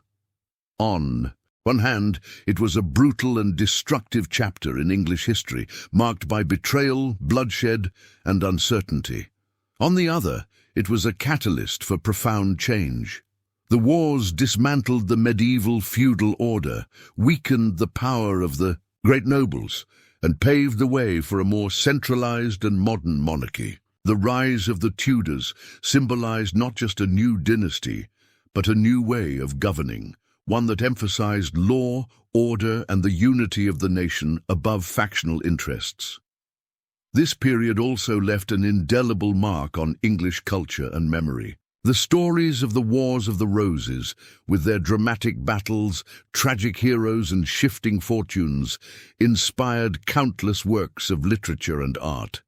Shakespeare's history plays brought the characters and conflicts of this era to life, exploring themes of power, legitimacy, ambition, and fate. These cultural representations helped shape the national identity and provided a lens through which later generations would understand their past. As England moved into the Tudor age and beyond, the lessons of the Wars of the Roses remained ever present. The dangers of divided loyalties, unchecked ambition, and political instability were clear.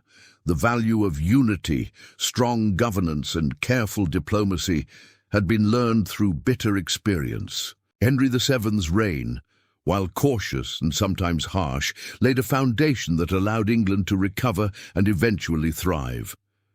The Tudor dynasty would face its own trials and tribulations, from religious upheaval to international conflicts, but the shadow of the Wars of the Roses would always be there, reminding rulers and subjects alike of the fragile nature of peace and the cost of civil war. It was a legacy of blood and betrayal, but also of resilience and renewal. The roses, that once symbolized rivalry and destruction, had been entwined into a single emblem of hope and unity.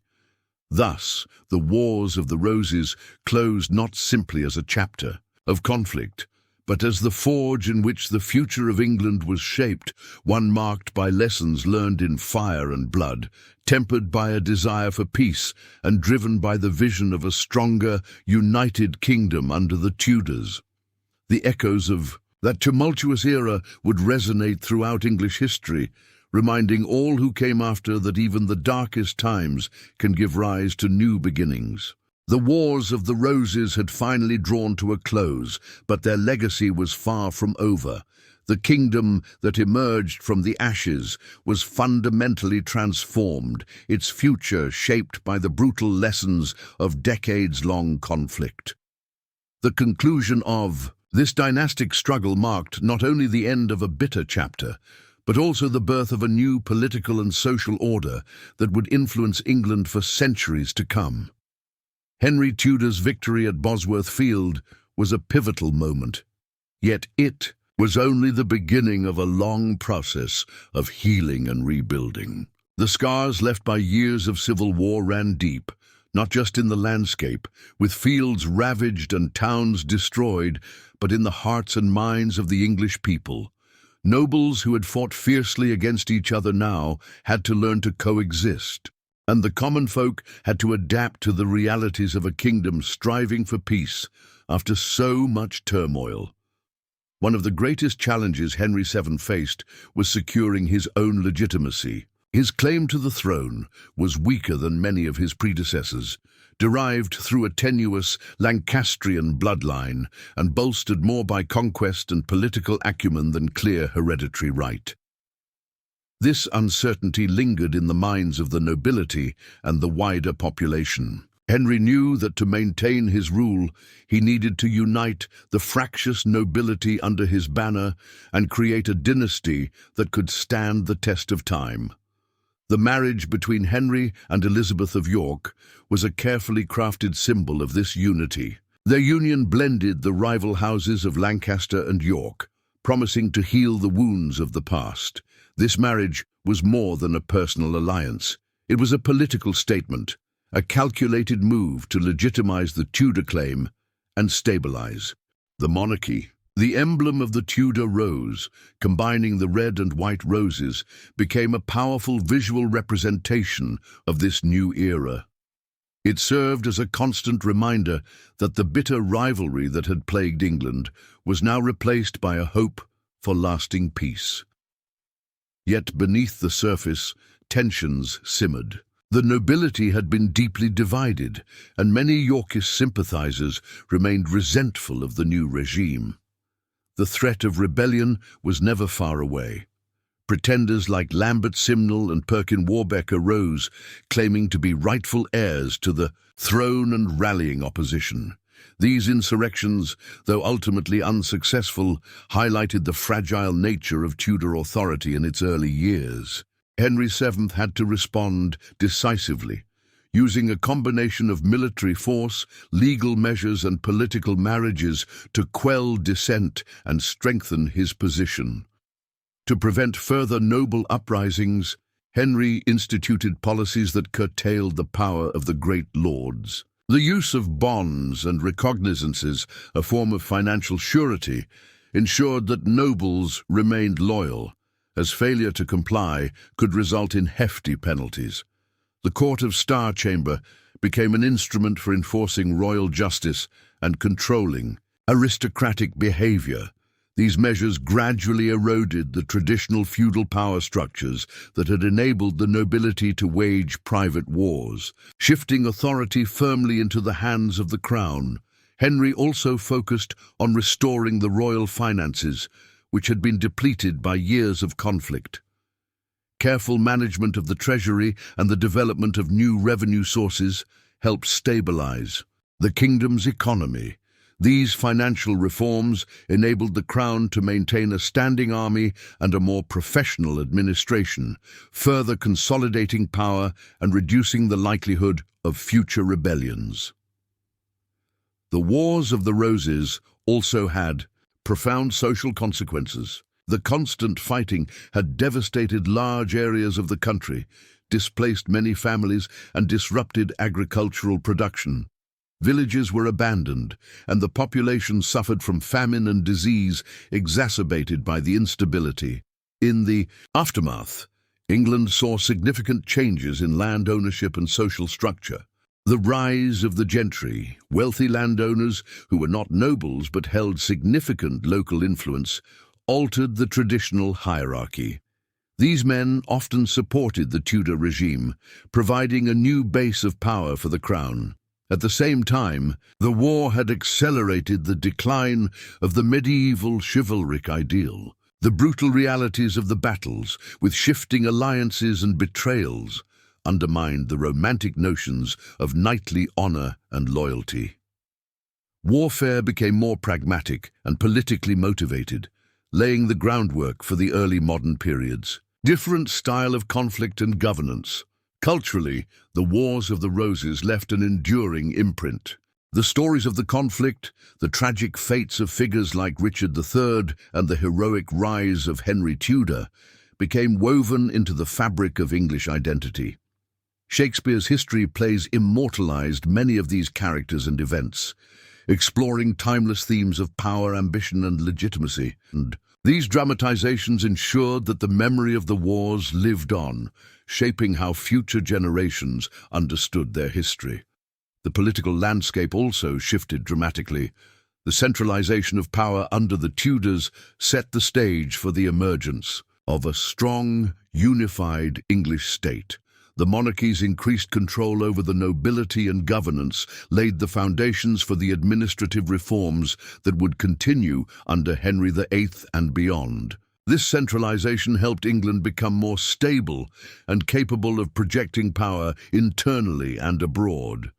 Religiously, while Henry VII maintained Catholic orthodoxy, the period set the stage for the seismic changes of the Reformation.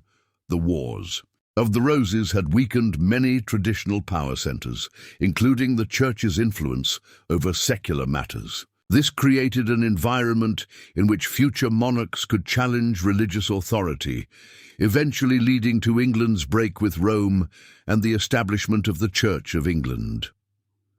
The legacy of the Wars of the Roses is complex and multifaceted. It was a conflict born of dynastic ambition and factional rivalry, but its effects went far beyond mere battles for the crown.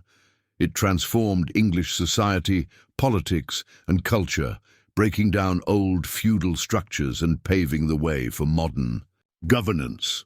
It taught harsh lessons about the dangers of divided loyalties and unchecked power, lessons that reverberated throughout English history. The Tudor dynasty, forged in the fires of this civil war, would go on to rule England during a period of significant change and expansion. The stability Henry Tudor worked so hard to achieve allowed England to recover economically, culturally, and politically.